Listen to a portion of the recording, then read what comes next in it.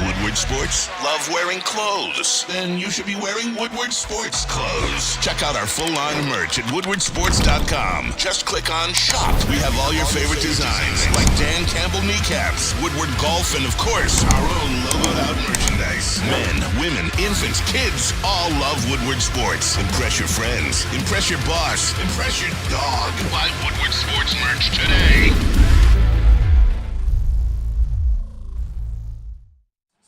I'm the best decision your organization has ever made.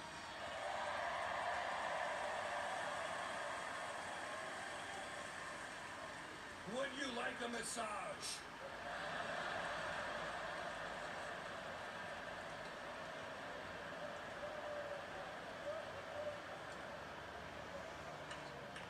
I love Robert Kraft. I love that shit again. Okay. He's having Kick off the day. What up, though, people? It's your boy Brandon Day, aka Detroit Kool-Aid. This is Mr. Matthew Broder. Matthew, right? Yes, Brandon. How are you this morning, Brandon? I am doing swell, Mr. Matthew. You have a good weekend? I did, actually. I had a really good weekend. It was a restful one. Yes. I know we had a lot of stress leading up to the draft, during the draft, even the week after the draft. But this weekend was one where I got to get some rest, some relaxation. Hanging out with the kiddos? Hanging out with the kiddos, Let's definitely, go. man. It was awesome. What about your weekend? Same. No, Saturday, it was nice having a couple days like off. We've been going hard these last couple weeks, so slept in a little Big Saturday. mock energy hard. Yes, right? Right? Got like things I've been putting off for weeks done.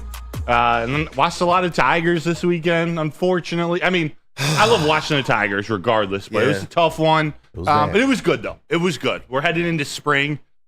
We're wrapping up our draft coverage. I put together, I don't know if you saw, a little post-draft NFL power rankings for you that we're going to talk about in a little bit. So I'm excited to move on. It's now almost training camp time, rookie mini camp time. Tigers got some things to figure out. Michigan Panthers, DCFC, Michigan baseball. It was kind of a busy weekend. Now that I'm talking myself into it. Bro, the Tigers are really on your heart, man. They are. I can tell. They are right here. You know what? Right here. Chat family, as always, you guys are the most important part of this show. Go ahead and smash that like button once you've done so. Encourage somebody else to do the same. Before we get around the city, let me bring up our elite, illustrious, wonderful, stupendous, marvelous, booth. All of them. Boys, what up, though? Mr. KG, that is Detroit's #1 draft pick. What up, though? What up, though, man? How was y'all weekend? I'm not sure. Are you unmuted? Yeah, I hear him. Oh, okay. Oh, you can hear him? Okay, cool. Sorry. Hey, disregard me. Like, who am I? Like, come on. Me this early, man. At nobody. I love that, bro. Yeah. I love it. Shout out to Mr. I was about to say Mr. Titty Booth. Mr. Titty Booth? Already, Brandon. Mr. Titty Booth. It's not even Tuesday yet. Like, come on now. Shout out to JBSMOOOOOV in the TD booth. That is Woodward Sports' MVP. Tuesday is on the way. I know. Tuesday is on the way. What's up, fellas? Hopefully you guys had a good weekend. Kentucky Derby, there was a lot going on, even though it really wasn't that busy, but there was still a lot going on. I saw Amon St. Brown got down there. He was looking fly. Got the bag, and now he's down there with the horses. He was looking fly. I can't wait for KG to recap the entire weekend at the Kentucky Derby, because he knows everything about it. So I need a full breakdown, KG. I do not. KG, bro, you had that gold lambskin do-rag on, didn't you? Yeah. Nah, they wouldn't even let me in, man. They stopped me at the gate. So here's what it is. And just so you guys know, I know we didn't ask him specifically, but Ed O'Neill wants us to know that he's doing great. Thanks for asking. Mr. Yankees fan Eduardo O'Neill in the chat. Funny dude. He said it. He said it on Friday. He said, Kool-Aid, quit being funny. The Yankees clear. He got us. They clear. They clear. They clear. They do. Bro, Juan Soto is that dude. Like, there's something about just having a bat like that in your lineup. Like, we want Torque to be that. Torque I know we're about to get into it, but shout out to all you in the chat. Man. I see you, CK. I see you, Herb Nash, Tammy Chin. We love you as always. OG, Eduardo O'Neill, John F. Lord, Matthew Kruger, CK, MJ. Hey, shout out to the people. We'll get through it. I see, was that John Mac? Oh, no, that's Matthew Kruger. Sometimes I see the pictures and you see the names, and it's just like my brain, it's early. You know, the crack hasn't kicked in from roast yet. But yeah, no. Hey, shout out to you, Chef Talks Lions, Let's go. on that boss stuff. Let's go, man. It's always awesome being able to see the regulars in here. Oh my gosh. What? QT, Pistons gonna drop 4 spots in the lottery again. Oh, and that's a question.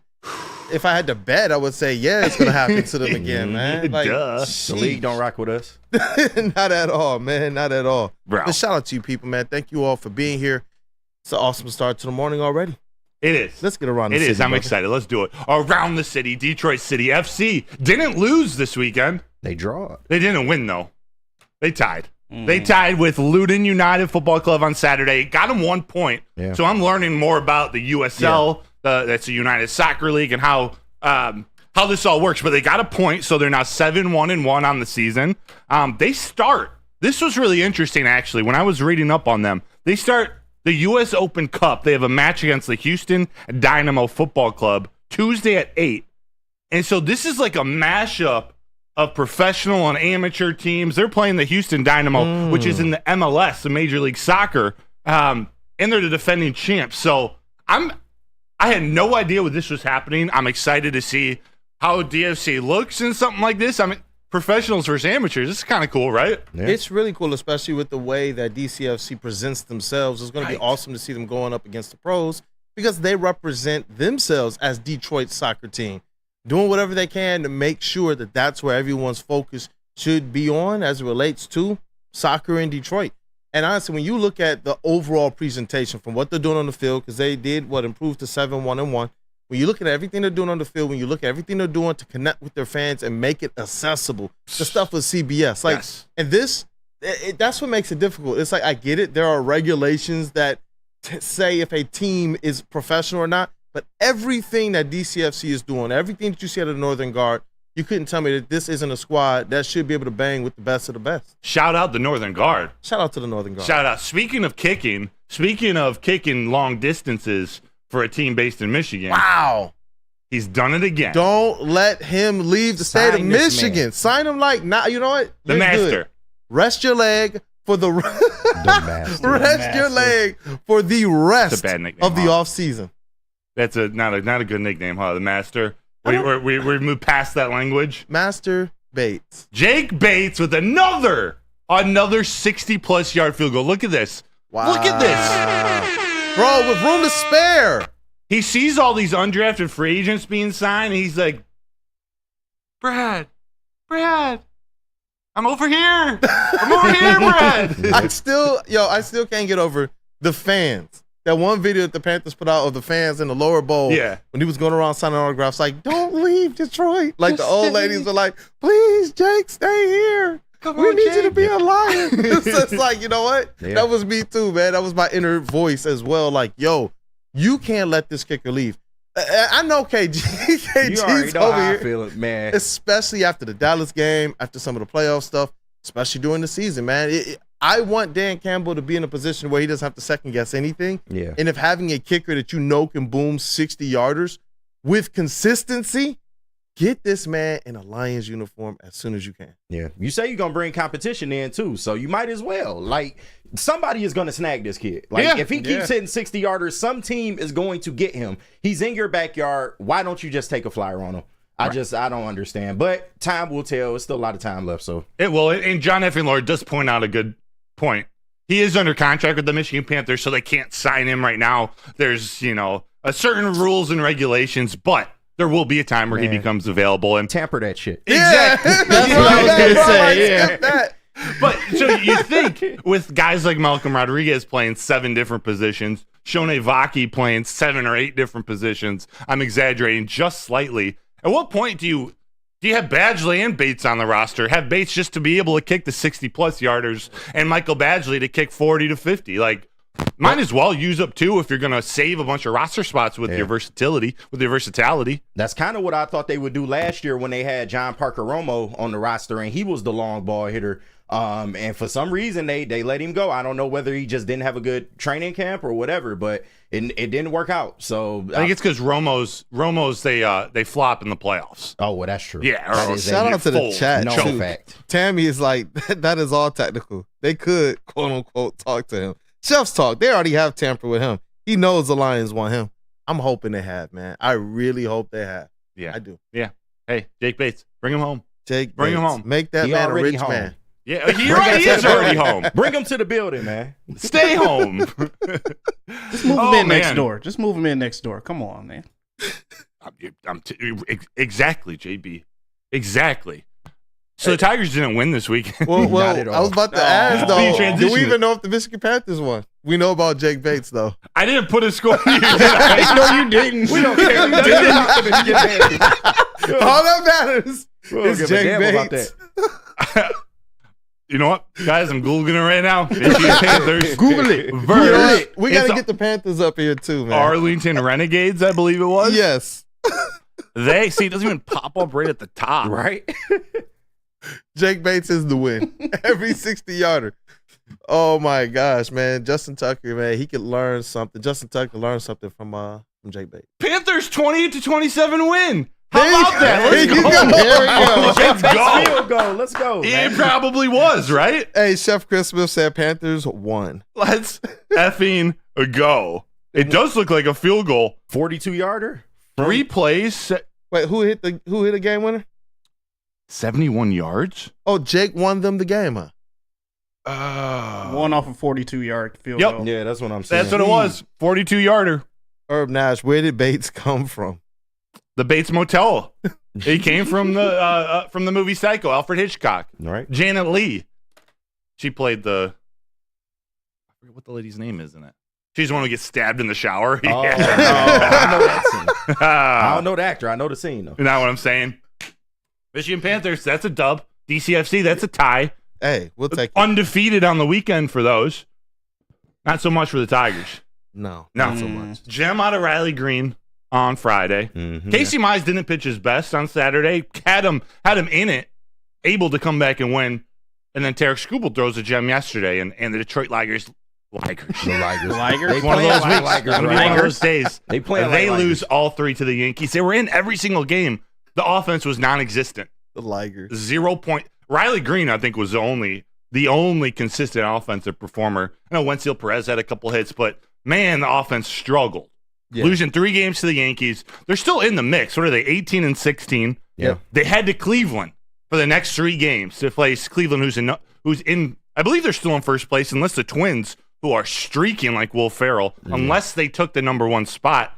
The Tigers, they got to take care of business here in Cleveland. Yes. They're risking going under 500 for the first time this season. We're cool with them. I know not everyone's cool, but we at least can show some optimism with them having a winning record. They just got swept. They're still 2 games over 500. But if they start dipping Yeah. while they're pitching like this, that's a problem. That's a problem. Do you watch any of the games, KG? I know Bally's all Yeah. messed up. Nah, well, I'm always gonna watch the game. I ain't messing with that Hey, Valley you got stuff. my way. I ain't messing with that Valley stuff, man. But yeah, I tuned in for the Saturday game, and they were in it, and then they weren't, and I ain't even watched yesterday, but they lost in 8 innings, and the offense is once again still stagnant. This seems to be the issue with this team, and is going to be the issue with this team going forward. And I know we're gonna get into it, but Torque, man. Torque, where you at, man? We need you, man. I'm telling you, once they unlock Spencer Torkelson, this offense will move. But that's the key, is getting him unlocked. Another slow start for him this year.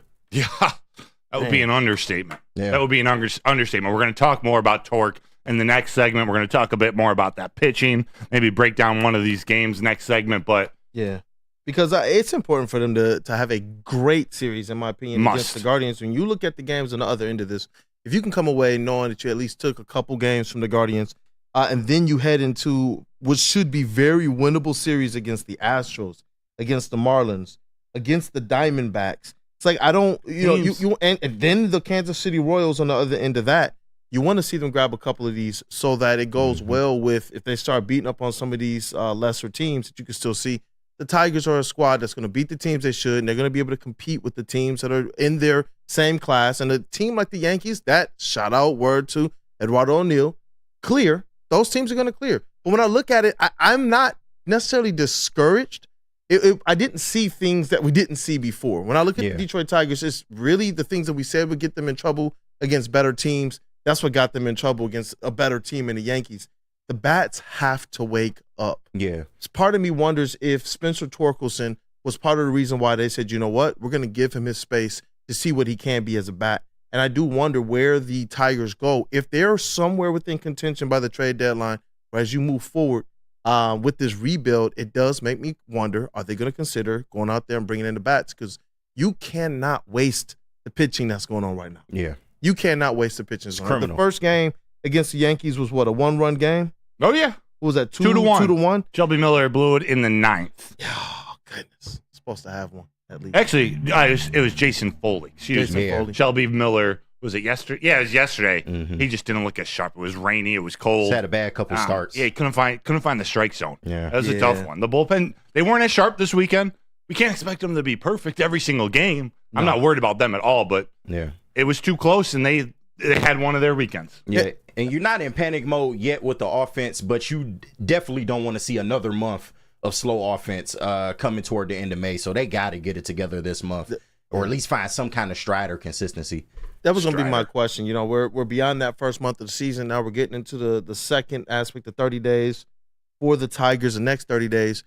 Are your expectations, have they changed based on anything you've seen? They're 18-16 right now. They have an opportunity within the next, 10 games to really put themselves in a good position. Where are you at as it relates to the expectations overall for the Detroit Tigers? I don't think they've changed.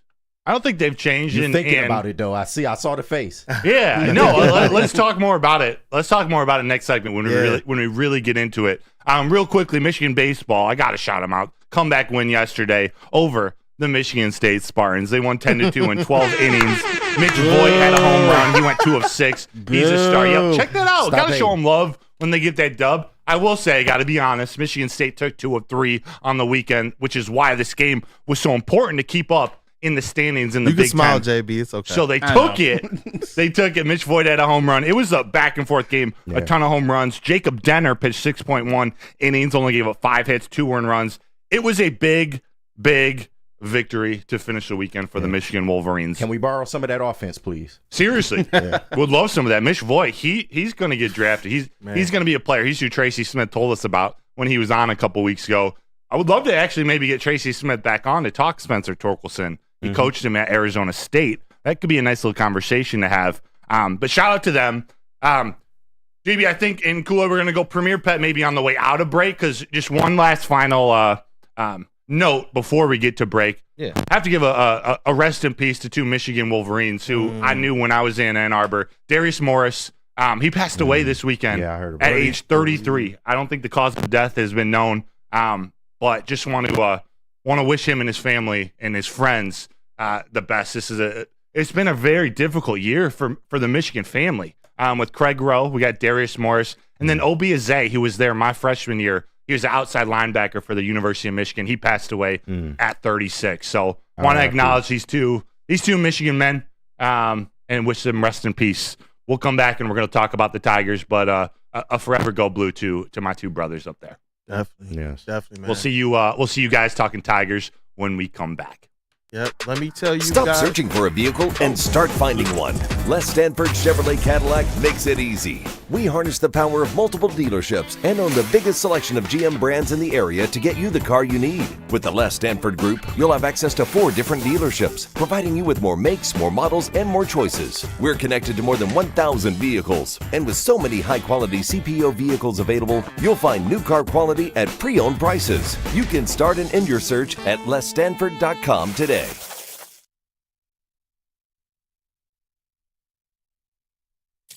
Thank you to all the fans for making Woodward Sports your #1 online destination for Detroit sports. We promise not to drop the ball.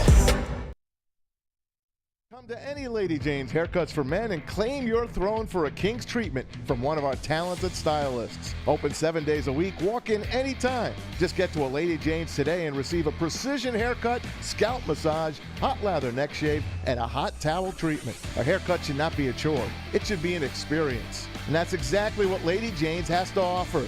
Open 7 days a week, walk-ins are always welcome. There's always a location near you. Lady Jane's Haircuts for Men, it's wicked awesome. Give your pet the best at Premier Pet Supply. It's hands down Michigan's best pet store. Same price and all the conveniences of all the online and big box retailers with one major difference. They've been family and locally owned for over 30 plus years. They have 60 brands of food and nutrition experts to help you. They have same-day, local curbside, and home delivery. Premier Pet Supply. Give your pet the best at www.premierpetsupply.com. And you know what, Brandon? What happens when you run a great business for more than 50 years? Tell me about it, Matthew. You expand and you offer more products to more people. That's exactly what Les Stanford did when they added Les Stanford Buick GMC. They still offer the same great service that their customers have come to know and trust. So go check them out on Woodward Avenue, just south of 9 Mile Road. You can also check Les Stanford out in Dearborn today. That's at lesstanford.com, Les Stanford Chevrolet. Together, let's drive. So, hey, look, buddy, you know, you have more rings than I do, but I've experienced a couple things that you will never experience. You know, the feeling of being the #1 overall draft pick in the NFL. And a 28th wedding anniversary. It was yesterday.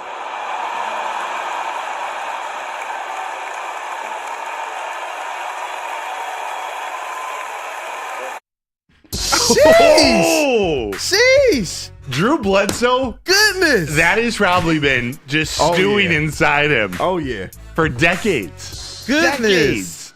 For all you who don't know, there Goodness. was a roast of Tom Brady on Netflix last night, and that was Drew Bledsoe, the quarterback who Tom Brady, Wally pipped, who Tom Brady replaced when he got injured, to say the least. Talk about heat, bro. That's a bar. He was the starting quarterback for the Patriots. He was like one of the best quarterbacks in the league till he went down. Tom Brady took over, and 7 rings later, the rest is history. Yeah, I was a Bledsoe fan, too. Yeah, were you? I was. Yeah. I really was. And it happened to him twice. A lot of people don't realize that it happened once with Tom Brady, and it also happened with Tony Romo. He got injured. Tony Romo came in, and then we never saw Drew Bledsoe as the Dallas Cowboys starting quarterback anymore. Damn. So Drew Bledsoe has had a hell of a career, being one of the best in the league and also being replaced twice. Like, That's so funny. you can't make this shit up. You can't. That's crazy. I didn't realize that. By the way, the whole thing, I forgot that it was last night, and I saw clips going up at like 9:30, and I was like, wait, I can't miss this. And it was like 3 hours long. It was ridiculous. It was 3 hours long. I don't know. Like, it was a good idea for Tom to do this, or whoever threw this Tom's way, but my God, 3 hours of him just getting roasted, and you knew every joke that was coming to his way. But yeah, shout out to him for having a straight face through this whole time. Seriously, to do that takes some cojones for sure. It does. They could have done without some of the roasters, like Randy Moss didn't need to go. Yeah, he wasn't that funny. So, yeah, some of his teammates. I know everyone wanted to see Gronk. I thought Edelman was pretty good. Nikki Glazer, she was the funniest. I can't read all the lines. I took a few notes, but she said one about Drew Bledsoe. But he said Drew bled so Tom could run. Thought that was kind of funny. Nikki Glazer would be a good fit for you. Oh yeah, Yeah, I think so. oh yeah. We got to give Broder some love, man. Nikki Glazer. I think I think she has a boyfriend. That don't matter to Broder. Don't they don't joke matter. around about her like, Sleeping around a lot, yeah. Yeah. Oh, does she? Yeah. Oh, I didn't know that. I'm good. Oh, never mind. I didn't know good. she was for the streets. Never mind. Yeah, they Never make a mind. joke about her sleeping around a lot, and also she makes her own joke about herself, about her feet, because she wears heels a lot, so Yeah. she got like corns or bunions or something like that. No way. Yeah. I gotta go watch some more of her. I knew she used to go hard in the paint. It seemed like she didn't mellow down at all. I don't know. She ended with one joke. You have 7 rings, Tom. Well, 8 now that Giselle gave hers back. It was funny. No, I encourage you all to go she watch had it. a bad one that she ended on, but I'm not going to repeat that one. Oh yeah, this is we told the line a little bit occasionally, but this is a family show. This is a morning show. We can't share all the jokes here. Go watch it at home once you put your kids to sleep. It's on Netflix. It was live. They did not hold back, especially Kevin Hart at the beginning. Oh, yeah. It was hilarious. But Spencer Torkelson, is he a bust? Is he? I'm just gonna come right out and say it. Damn. Yo, so let me. I don't want to just go that far. Where's Is Flannel? it too early? When do we start saying the B word? What do we think? It's a perfect picture to put up there, Kool-Aid. Like what? Yeah. What is to make? From your guys' perspective, before I give my take, what do you think? What's to make of Spencer Torkelson? What would you do? What do you think of? I mean, he's having a horrendous season. He hasn't hit a home run yet. He did have 2 doubles and I think it was 2 RBIs yesterday, but not good enough. What would you do, KG? I'll come to you first. I think definitely this year in totality will be the gauge for him. Right now, I would send him down personally. Now, I know the Tigers said that that's not in their plans right now, and that he would much rather, AJ Hinch, he would much rather bench him first before sending him down to AAA. But I mean, at this point, the guy is just not hitting the ball. He either hits doubles or he hits nothing. Literally double or nothing is Spencer Torkelson right now. And he's not really helping this team, man. He's just sliding down the order. Eventually, you're going to have to bat him lower and lower, and then he's going to be on the bench. And then it's a confidence factor at that point. So, personally, I would send him down now. I don't know what the holdup is. Send him down. Have him down there for maybe 2 to 3 weeks. See how he does. Bring him back up, and then see what you got from there. But this year is definitely going to be a gauge for Spencer Torkelson. If they don't make the playoffs, then a lot of eyes are going to be on Spencer, man. And I just hope he can turn it around.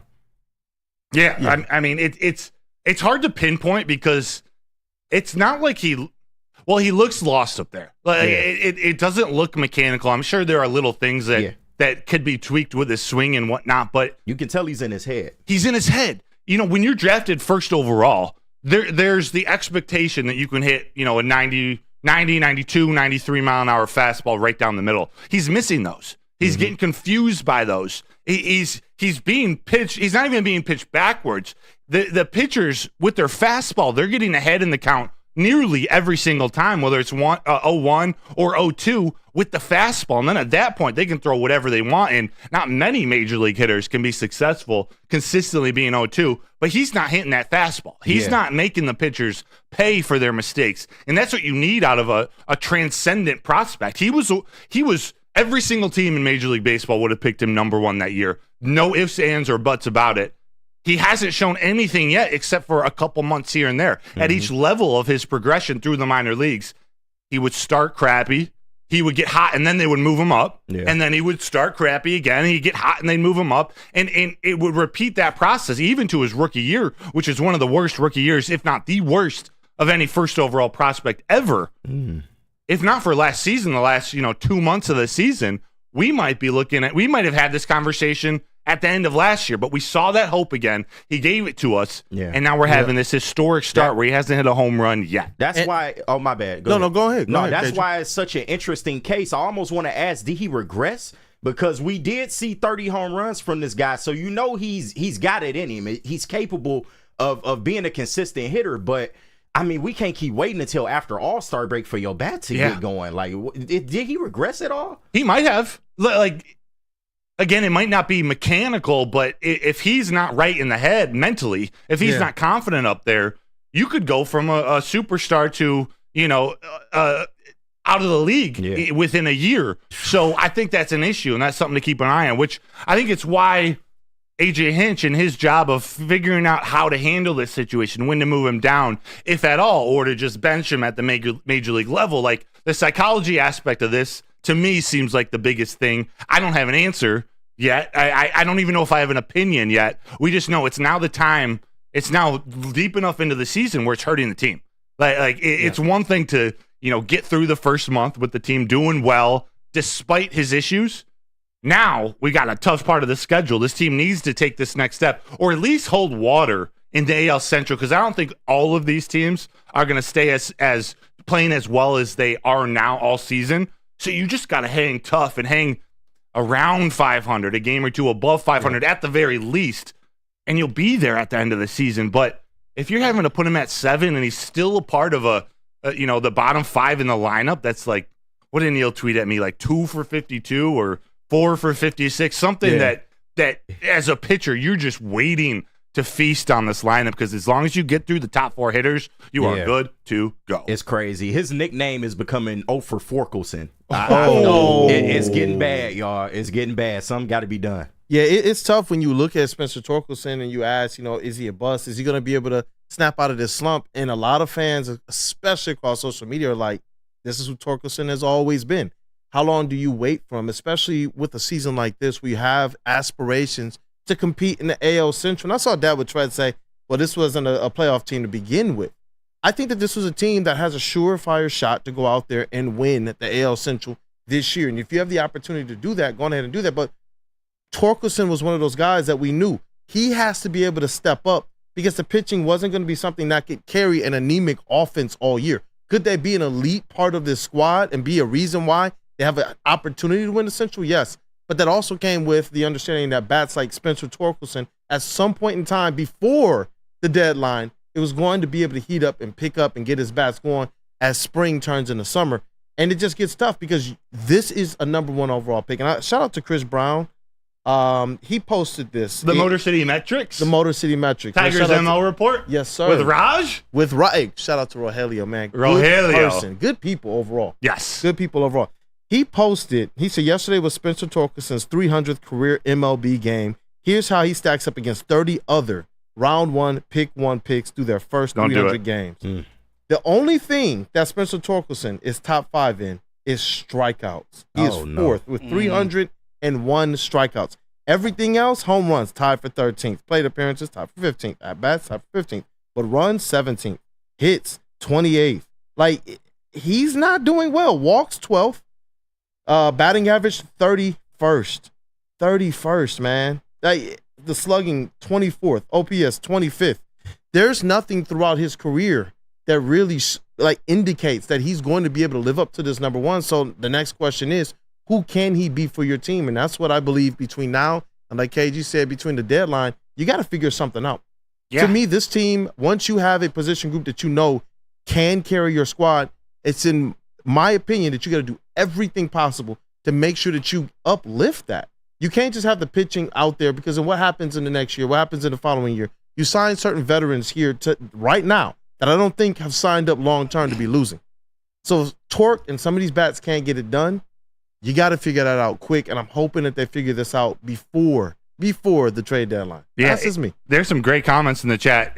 This one may be for another conversation. Herb Nash asked me, Broder, would you rather face Javi or Torque? I said Javi real quick, but you know, I said that with the thought in my head of, hey, at least Torque will make me pay, or at least Javi Baez won't make me pay if I make a mistake over there. But Torque is doing the same thing. He's not exactly, he hasn't put the ball over the fence once yet. I hate to say it, but Javi's been hitting the fastball a little bit better than Torque has this year. Yep. Just got to be real about it. We got to be real about it. 100%. You already know, man. KG, he keeps in check with the Javi Baez meter. Oh, definitely. Every day they give a Javi Baez update. Right. Shout out Neil, man. Excuse me. Rando Smalls also said, and this is an interesting point too, hitters are just like pitchers. You have to put them in position to succeed. Torque will be fine when they put him in the 4 spot and leave him. But here's the point I like. Put Canna behind him and Green in front every day. I like how that sounds. Yeah. I mean, who knows if it works, but that's protection. Exactly. Like, that was when Miggy was at his best. He had Placido Polanco in front of him, never struck out, always on base. Prince Fielder behind him. Yeah, or even Victor Martinez. Or maybe it was Victor in front, Prince behind. But there were always these guys who didn't strike out very often, who could make them pay with the long ball or just put the ball in play. So you had to pitch to Miggy. I say that now as I'm talking. I'm like, if you have to pitch to Spencer Torkelson, he's got to make you pay with the fastball, which he isn't. So we keep coming back to this. And the last thing Rake says, just to temper our, actually not temper our expectations, make sure our expectations are in the right place. Rake says, we can't keep saying just be 500. Our division is turning out much better than we thought. There are 3 teams 5 games above 500 already. We can't keep falling behind this early. He's got a point. Yeah, he does. as calm as I'm trying, as all right, we just need to hold water, stay here at 500. Rake makes a great point. Like, we think the AL Central, we think they're going to come down to earth, but we don't know that. We gotta push them so that pressure's on them, and the Tigers are the ones 5 games up and they're 1-2 games behind. So Rake, good call. Good call. This is luckily with the Tigers playing just about every day. And I'll remind Stephen A. of that later during Chin Music. They play every day, 162 games, plus spring training and playoffs, although hopefully playoffs. This is something we're going to be able to follow. We need Torque to turn it around. Yeah. We definitely do. And I am all for waiting it out as long as you possibly can. But at what point in time do you press forward? What point in time do you press go? Yeah, that's another question I have for y'all. Do y'all agree with AJ Hinch saying that he's going to send him to the bench first before even considering sending him down to AAA? They have no plans to send him down right now.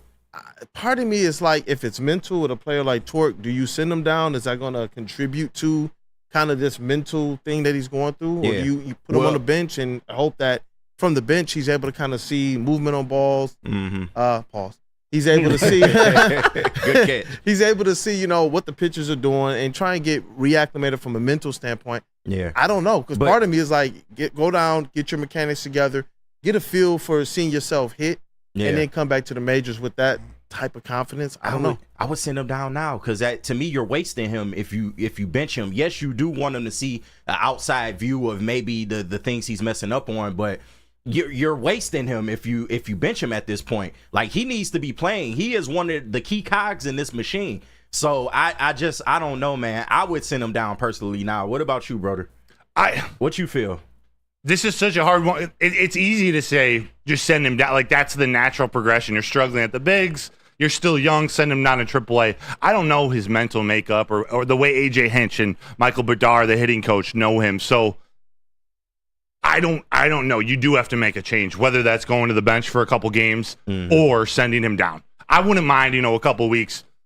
And I've been against this because I don't want to see him come up and struggle, but Justin Henry Malloy, he's an outfielder. You can put Mark Hanna at first. You bring up Malloy, who can play the outfield, maybe a little bit of third base. At the very least, he provides that Wenzel Perez type spark. Maybe he's not hitting 300 or 250. Maybe he's only hitting 220.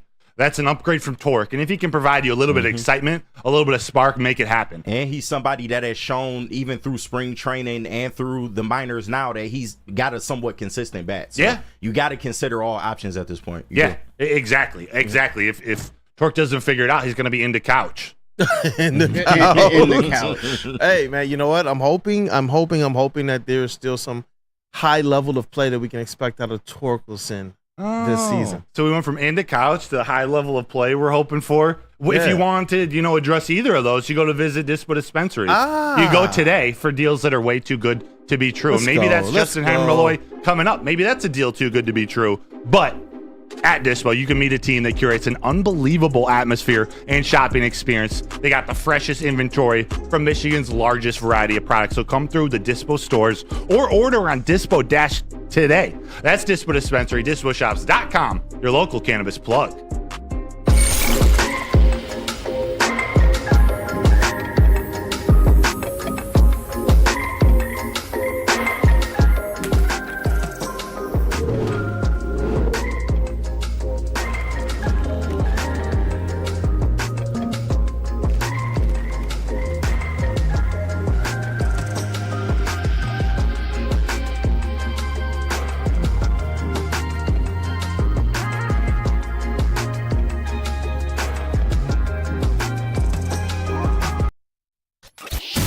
Of fun, a ton of sports, and a ton of man meat. Welcome to the Woodward Heavyweights, live daily 5 to 7 p.m. on Woodward Sports.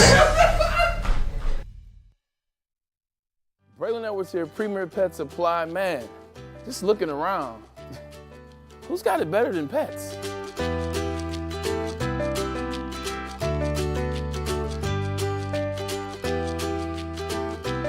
Come on, a baby stroller for Coda?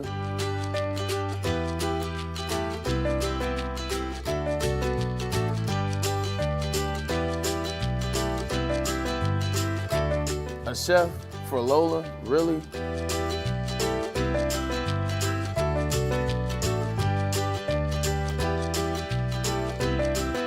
You don't have to tell me who the real boss here is. Who's got it better than pets? Nobody, especially here at Premier Pet Supply. For over 30 years and more than 13 locations, Premier Pet Supply has everything that your pet can dream of, and guess what? It's all under one roof. Premier Pet Supply, family owned, operated, and proud to call Metro Detroit home. Check out PremierPetSupply.com or scan the QR code today. Who's got it better than pets? Nobody!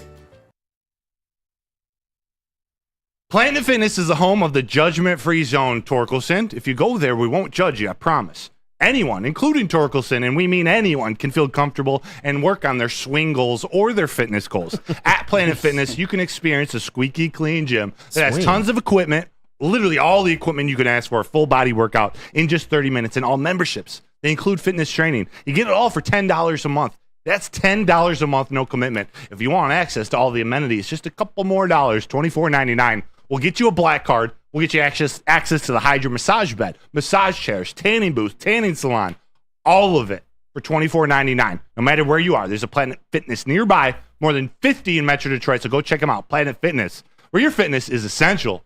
Tom also lost $30 million in Oh, boy. crypto. Tom, how did you fall for that? I mean, even Gronk was like, me know that not real money. Wow. Bro. Honestly, Kevin Hart laughing is the best part. His reactions do be great.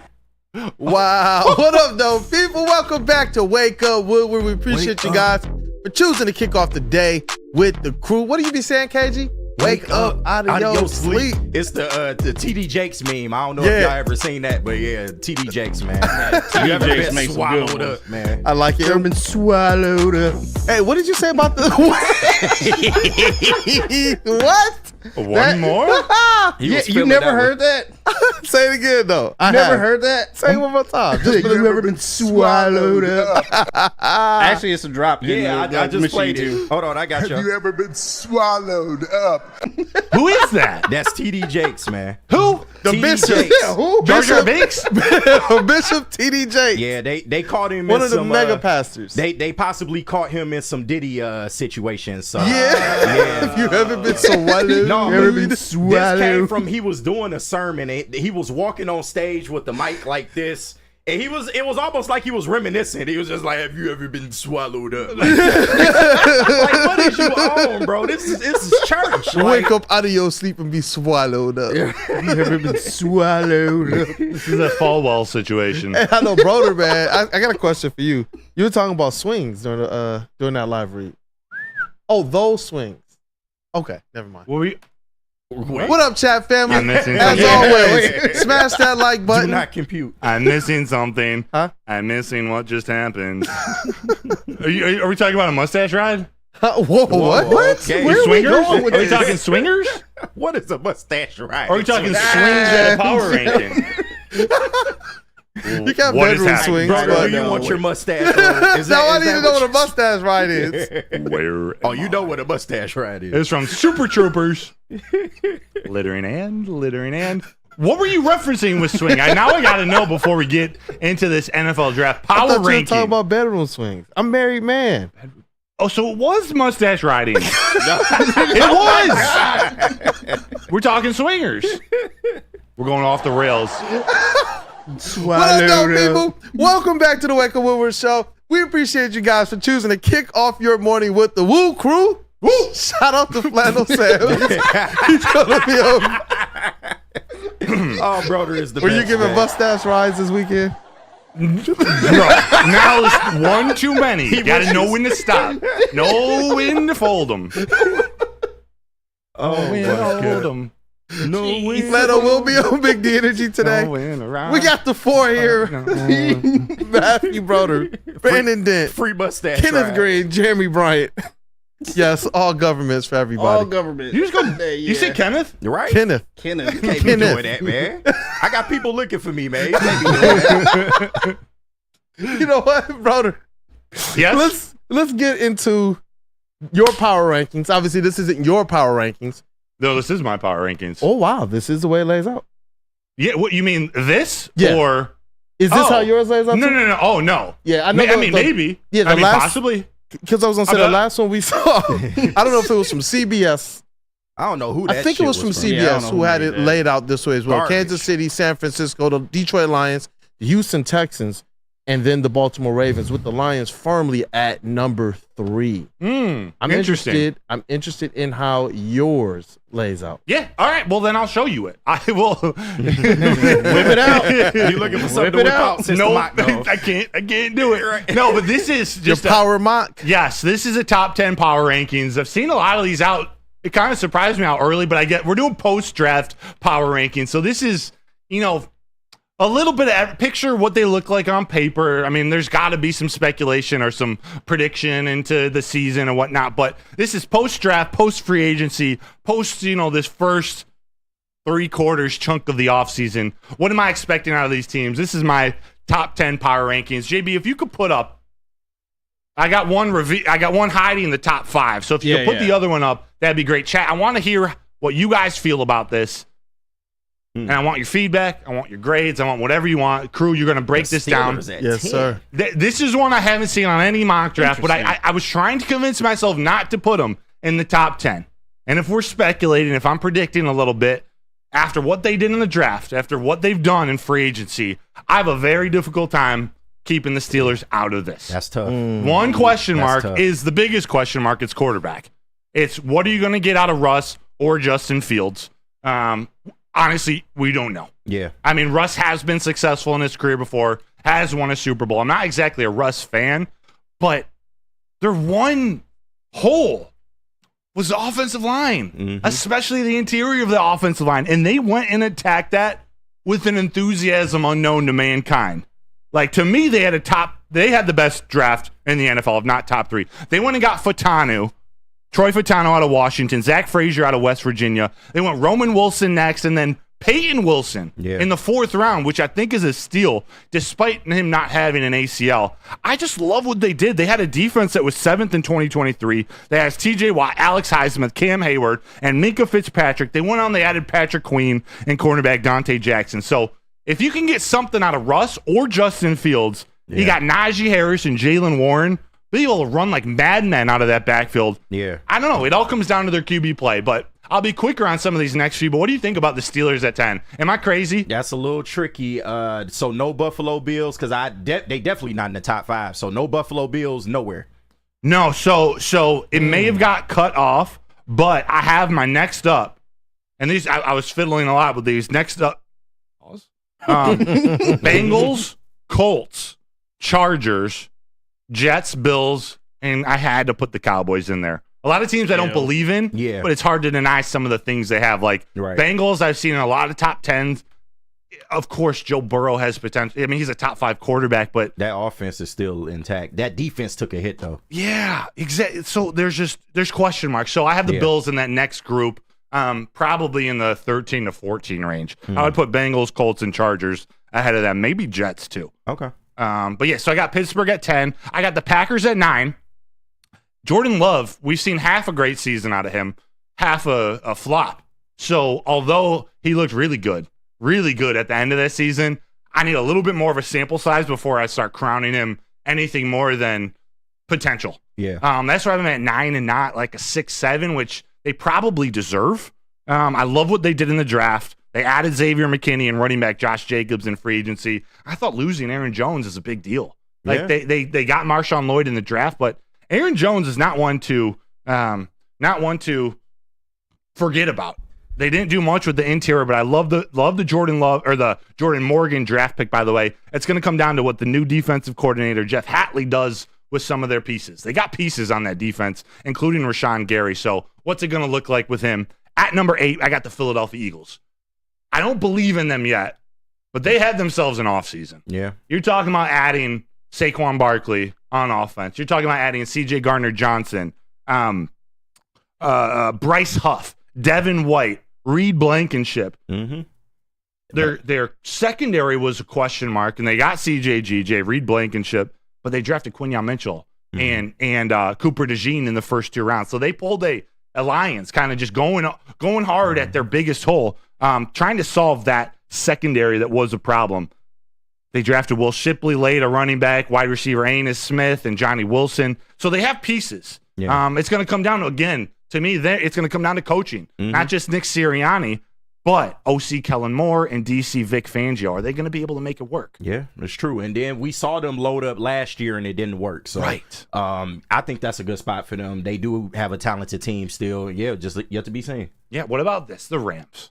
I struggle. I bounced them from like 7 to off the board. Like I didn't have them at 8, 9, 10. It was like 7 or off the board. I thought what they did in the draft and what they've done to supplement the trenches after losing Aaron Donald, which we can't look past. That's a Hall of Famer, one of the best to ever play, if not the best to ever play his position. Can't be overlooked. They also lost Jordan Fuller and Coleman Shelton, I believe, was their center. Yeah. But they upgraded with Cameron Curl and drafted Cameron Kitchens out of Miami and added Jonah Jackson to solidify the run game. We all know Jonah's got his issues in the past. He's not horrible, but he's very strong in the run game. So pair that with what's his name? Kevin Dotson, one of the higher paid guards, one of the better guards in the league. They got Steve Avila, who was a draft pick last year, moving from guard to center. I really like what they did to put pieces around Stafford and Puka and Cooper Kupp and Kyron Williams. I love the Blake Corum pick. Like, for this team, it's a good fit for to them. be number 2 behind Kyron Williams with that interior of the offensive line. I love that. And then they added Darius Williams and Tre'Davious White. So Stafford, I know we beat him last year. Yeah. He showed how he reminded me again how talented he really is. And with the healthy Cooper Kupp, Puka Nacua having another good year, they got other pretty solid receivers too. It's hard to put them lower than 7. Braden Fisk, Jared Verse, Braden Fisk. They I added like what they did to that D-line too, yeah. Exactly. All right, number 6, before we take a quick break and get to the top 5, because you don't see the Lions yet, do you? You do not. You do not. I have the Dolphins at 6. And it surprised me how many mock drafts I was looking for, or power rankings, and they didn't have the Dolphins in the top 10. And this is off-season. A lot of this is on paper. They have their issues winning the big game. They got to prove a lot to me. Yeah. But I thought what they lost in free agency and what they added, I thought they've had a really good offseason. Yeah. Especially to fit their team. Like, I don't know if there are many people as high on the Dolphins as I am, but they lost Van Ginkel. They lost Christian Wilkins. They lost guard Robert Hunt. But then they added a center in Aaron Brewer. They added Jordan Poyer, Kendall Fuller, linebacker Jordan Brooks, DT Terry Tart. And I know some people think it was a stretch to grab Chop Robinson at 21. That's a good fit for them. I think it's a great fit for them. Yeah. And if there's any worries about him, they doubled down in the 4th round on one of my favorite edge rushers in the draft, and Mo Kamara out of Colorado State. Not to mention, they got a 3-headed monster on offense now with OBJ and Waddle and Tyreek Hill. So right. That's and to be honest, I'm not even an OBJ fan. I don't even think they needed to sign him. They didn't. They really didn't. I love the Malik Washington pick in the draft. He's not much bigger than Tyreek Hill. He's 5'8", out of Virginia. Malik Washington. I was thinking the Lions may go try to snag him. A lot of people forget about Achane too. Right. He could come back and have a great year, man. He was on fire last year until he got hurt. One of the fastest running backs in the league. And if he gets hurt again, or if Raheem Mostert gets hurt again, they drafted Jalen Wright out of Tennessee, who was the 2nd fastest running back in the draft. I don't have marked down what round he was in. I think it was the 3rd maybe. But they got Chop Robinson. They got Patrick Paul out of Houston, who's one of the best pass blockers in the draft. He's a little raw, but I really like that pick for him. Jalen Wright, and then Malik Washington, another separator. They still have, if not have a faster, they still have the fastest offense, the most high-powered offense in the league. The only question with them is how they going to play when it get cold. Yes. Because that is their only Achilles heel. When it get cold, that's a whole different Miami Dolphins team. 100%. And that wasn't enough for me to push them lower than 6. That offense is too good. And it was like the number 4 ranked defense. Like, they had themselves a season. They just blew it when they needed to. Yeah. And we're going to see some teams on the top, in the top 5 that did the same thing. Shit. They blew it in the big games. But I blow it too with negative 15 wind chill. Right. Playing in that shit. Oh yeah, I'm not playing. Right.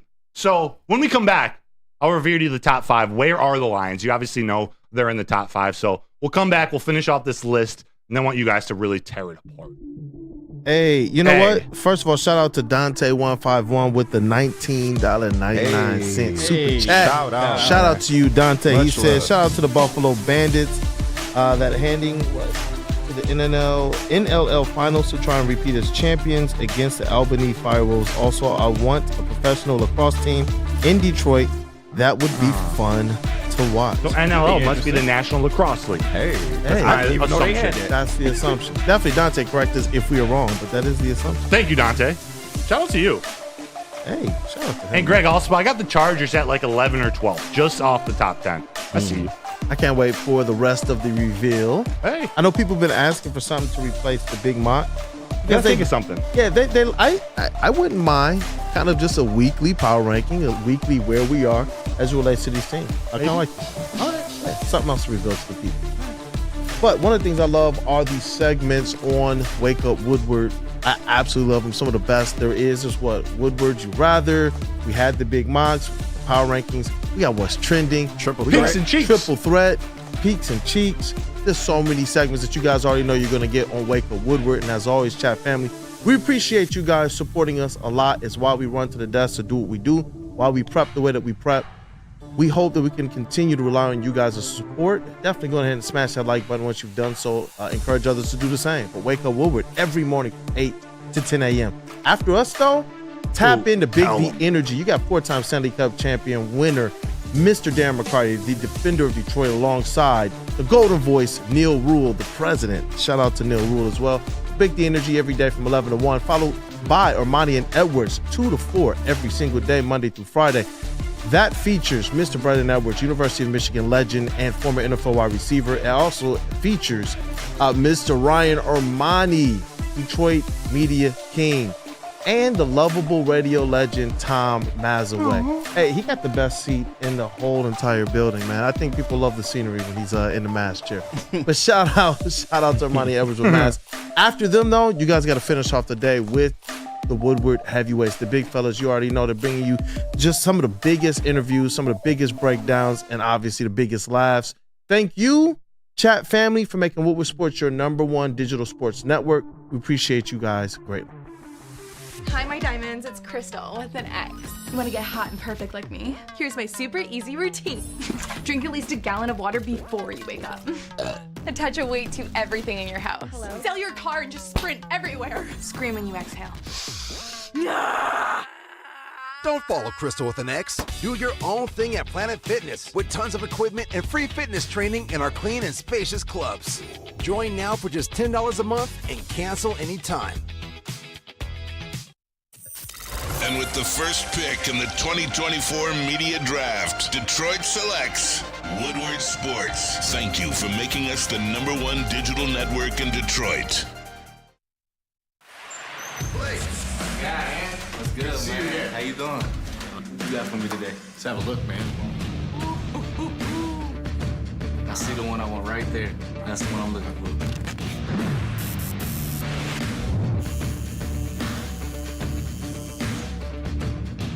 Welcome to the winner's circle, Blake. Hey. Figer Law. All we do is win. All we do is win. Congratulations to the real coach of the year, Motor City Dan Campbell. Just put your head down and go to work. It's about to be fun, man. It's about to be fun. Woodward Sports.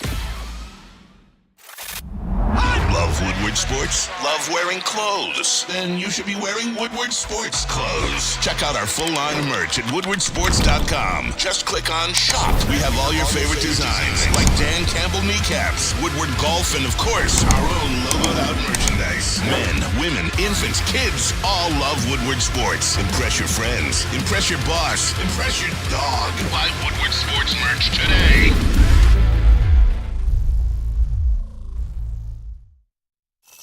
Most talked about Detroit media by other Detroit media, and we love it. It's the Woodward Sports Network.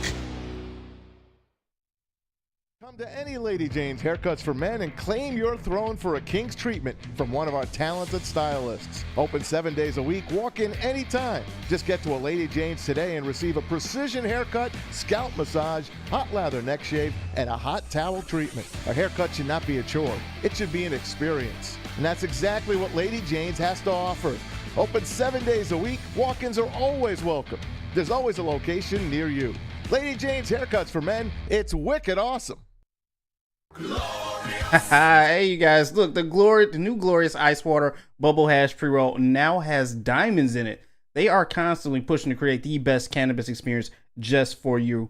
The pure boost comes from the added touch of pure THC diamond dust, allowing flowers with only the highest terps and making the best, hey, even better. Glorious Cannabis. Check them out at your local retailer today, or you can always go online and check them out at glorycanna.com. What's up, Lions fans? It's Amon Ra checking in at the Derby. It's the 150th year anniversary. It's crazy. The stars are out. It's my first Derby. I got the fit on. I got the hat, the ace, the custom fit. I came ready. It's about to start. Tune in. It's about to be crazy. What up, though, people? Welcome back to Wake Up Woodward. Shout out to you, chat family, as always. The most important part of this platform, We appreciate it always, man. Go ahead and smash that like button once you've done so. Then encourage somebody else to do the same. And shout out to Moneybag St. Brown. Moneybag St. Brown. I hope he didn't blow that all in one place. That 15.7 mil, I hope he still has. Safely away in a bank account. Because we know how the NFL did him last year, man. Dirty. All of those fines that he got, especially from plays that weren't even like fine worthy, in my opinion. Remember that one block against the Chicago Bears? Emphasis on the block. It was just a block. And he's one that got face guarded and then got fined like what 5% of his salary or something like that. Yeah, idiotic. And then the throw the football in the stands and the Dallas game. Dumb, silly. But he's looking dumb. sharp. He's looking happy. He's looking like he's good. Looking like money. He is. We talk about Marvin Jones and the effect he had on this team. You can tell he got some style tips from Mr. Marvin Jones. Oh, yeah. Yeah. Or Nate Burleson, either one. Studs. Something about being a Michigan. Oh, a Lions wide receiver. Right. Michigan too. Yeah. Funny, we're going to talk about a Michigan receiver in this next next ranking. But yeah, St. Brown, man, Kentucky Derby. Who won? By nose? It was. I have no idea. I can't remember the name. It's Chat, who won? I need you to tell me. Let us know. I know I'm supposed to be delivering the sports news, but we know wasn't one in winner Detroit. was there, and that's St. Brown. Yeah. He's a horse. Don't finish that. That one was almost a mistake. Talk about horses. Did we get a name for KG's horse? Nah, man, we didn't. Mittenmaid has him. He's got him. What? So we had a few of them in the chat. They're really good. Yeah, Mystic Dan is who won the Kentucky Derby. Mystic Dan. How ironic. We had a Mystic Dan lead the Lions. Yeah. You know what I'm saying? That's true. Did y'all feel? Yeah. You got what I mean? I got you. Yeah. I'm picking up what you're putting down. All right. So let's get back into this. So that's what MCDC stands for. Yeah. What's it stand for? Mystic City, Dan Campbell. Mystic City. I think there's. Is that like an Atlanta club where you get lemon pepper wings? That's Magic City, but close. Magic City, Dan Campbell. I think I like that one more. I was close. Oh, the horse name is Nate Icewood. We gonna settle on that one. I liked that one. Nate Icewood. Yeah, Nate Icewood, man. Let's go. Come on, brother. Let's do it. Do you see that slow motion?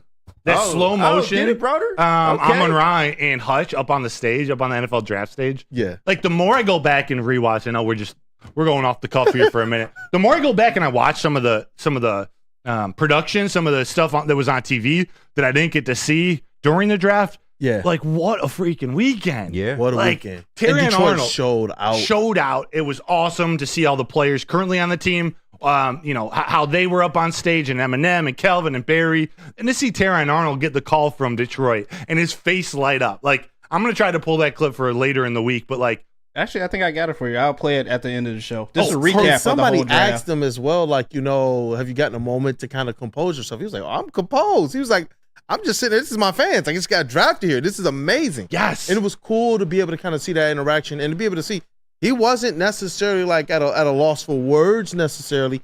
This was a guy who was like, yo, I'm home. Yeah. Mm-hmm. I absolutely loved the energy the entire weekend. The city put on, the team put on, the drafted players, the new Lions they put on. It was an epic time. And I think he and his family, a couple picks earlier, the Philadelphia Eagles took Quinyon Mitchell. And I think there was a little bit, mostly out of terror, and a little bit of slight disappointment. But his mom went over to him and was like, I forget exactly what she said. Basically, like, have trust in God or just have faith that, it's all turning out how it's supposed to be. And when he got that call from Dan, like, you knew this is where he wanted to be. Yeah. Like you could tell without a shadow of a doubt, he wanted to be a Lion, and he couldn't be more excited whether it was 24 or 124 in the draft. Like, the fact that he's on the Lions, this is a player who's going to give his all to the city. And you know what? I freaking can't wait. I know we got to reveal the rest of the power rankings, but we talked about whose office would you want to be a fly on the wall of? And at the time, it was Steve Yzerman's or Brad Holmes. Right now, I want to know the mojo that's going on and behind closed doors with the Detroit Lions, because it wasn't just Terry Arnold. We went through this entire kind of pre-draft coverage, and we realized there are a lot of teams, sending out those signals to the Detroit Lions, whether it be kind of less obvious or even more obvious on the front end where they're using the keywords, or you got people even like Mikey Sanders still, who was just like straight up like, you know what, Woodward Sports, I see y'all tweeting me, and I'm going to go and tag a Lion and say, y'all, come get me. Come get me. Come get me. He tagged Aiden Hutchinson and said that. We got teams, we have players, both professionally and prospects that are all like, yo, I want to go there. Like, I'm trying to figure out, even before we got to the draft, in the middle of the year, you get this poll that comes out and lists Aaron Glenn as the #1 assistant coach that players will want to play for. Yeah. What is going on inside the Detroit Lions organization, man? Mojo. It's that mojo. It's that mojo. Sir. I don't know. Whatever it is, people are eating That it up. Magic City Dan Campbell. And The blue Kool-Aid. I'll have to clip it for later in the week. But Darius Robinson, maybe we'll talk. There was rumors that the Lions were going to try to trade up for him. Yeah. His post-draft press conference, I don't know. I sensed something. He really wanted to be a Lion. Damn. Like he went to the Cardinals, and I think he's going to have a great career. He's one of those guys that's just going to work out for him. Yeah. There was the first half of his press conference. He wanted to be a Lion. You know it. Like I'll cut it so you guys can feel it, but people want to come to, like, this is what we talk about being a destination. It's not just the city. Although now after the draft, people see the city as a destination. It started as this team. People want to come and play for this team, this culture, this coaching staff. They believe in it. And let's do it. I believe in them too. That's why I have them in the top 5 of these power rankings. I want to go back and just look at some of the other drafts and some of the other cities and just see how, the interaction, see the reception between the fans and that drafted player in that hometown city, because I don't think that there's a lot that's going to be able to measure up to what Terry Arnold experienced. Nope. There's not. Good on you, Detroit. And the Lions took care of their biggest need by going after their cornerback room. But I don't have them 5th. I have them a little higher on the list. JB, if you could play the top 10 or show the top 10, let's do this. Let's do this. I have at number 5, I got the Houston Texans. Few teams had more active of an off season than the Texans, and I dig most of their moves. Mm-hmm. See what I did there?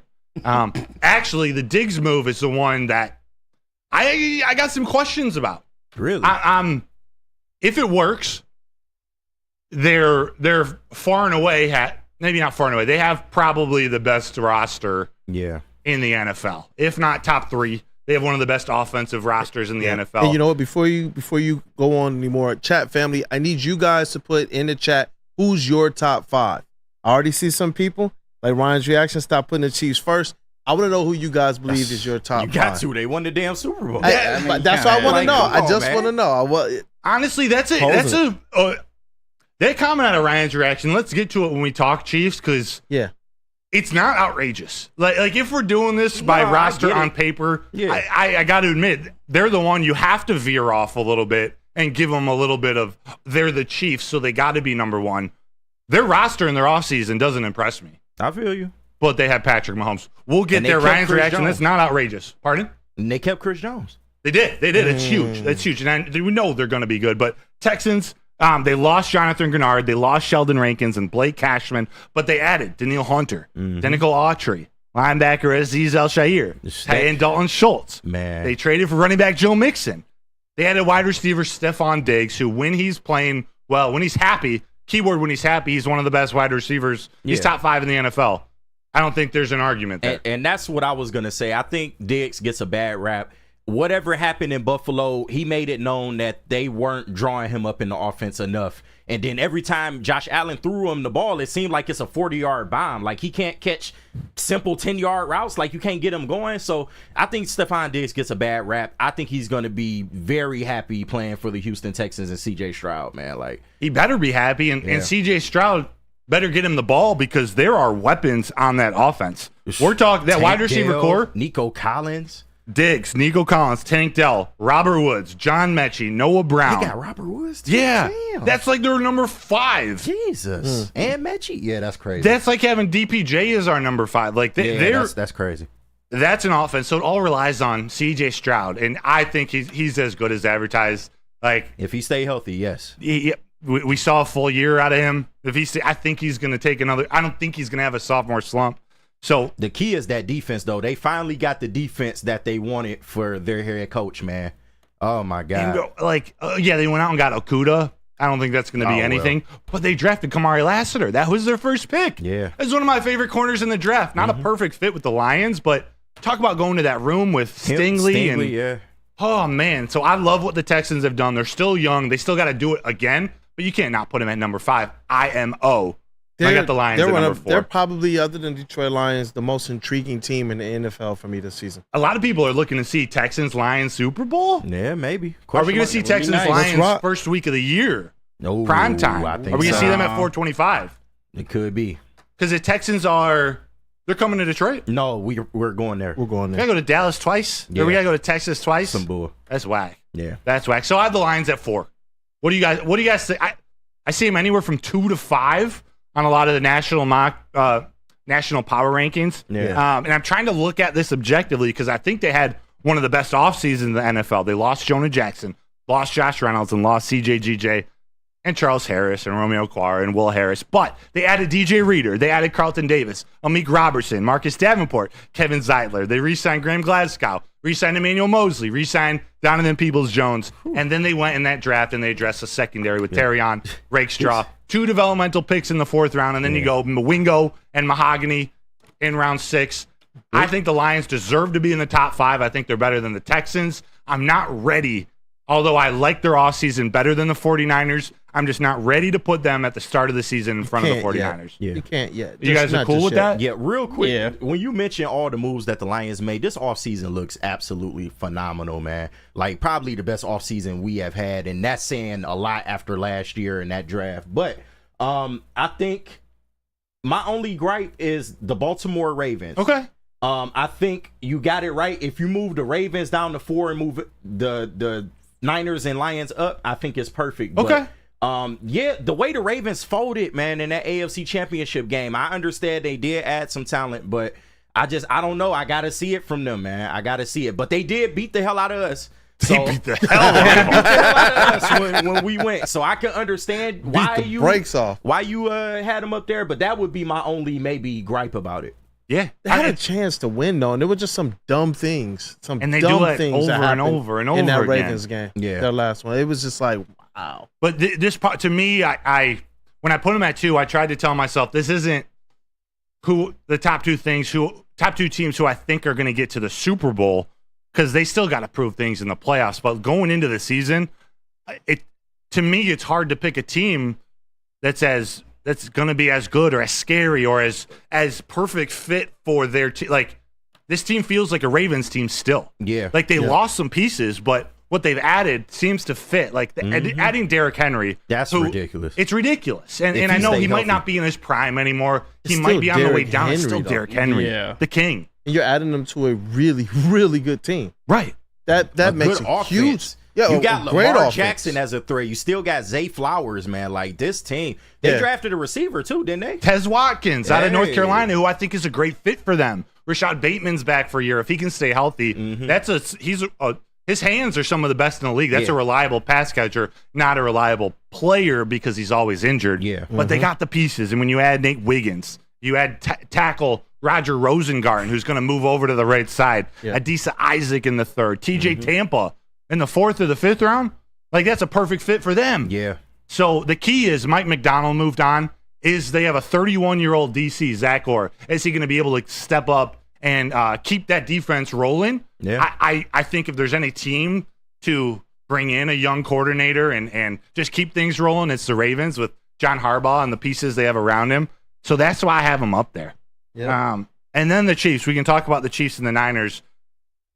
I don't like what the Chiefs did this offseason. Like, I couldn't not put them at number 1. Yeah. Like, just in terms of, it's just different than how I've thought about all the other teams, but they're just the best team in the NFL. It doesn't make a lot of sense except for they have Patrick Mahomes and Andy Reid. Mm-hmm. Yeah. Yeah, and they keep finding ways to get it done. Like, what are you supposed to do? The same thing that we give to Brad Holmes, Dan Campbell, the Detroit Lions, as relates to kind of believing in what they're doing. It's because of what they've already put on paper, what they've already done as it relates to when the records count. When you look at the Kansas City Chiefs, if we're going to give the benefit of the doubt at all to the Detroit Lions, then you definitely going ahead and give the benefit of the doubt to the Kansas City Chiefs. And you know what, Broder? Some people have sent in their top 5 teams as well, man. I'm going to take the time to read a couple of these real quick. Let's see here. Mike Reed, he has the Chiefs number 1, the Lions number 2, the Texans 3rd, the Ravens 4, and the 49ers 5th. Edward O'Neal, shout out to Edward O'Neal. He has KC, Lions, Bengals, Green Bay, San Francisco, in the top and 5? Houston. In the top 5? Eduardo, is that your top 5? Eduardo, man. The Bengals can't be in the top 5, but I'm okay if people put him in the top 10, but top 5, Eduardo. Yeah, that's too much. Eduardo. Ryan's reaction, who questioned why the Chiefs at number 1. He has 49ers number 1, Ravens 2, Chiefs 3rd, Lions, then Miami, AJ Blair, he has KC, San Francisco, the Lions at 3, Ravens at 4, Rams at number 5. Let me see if there's any more in here.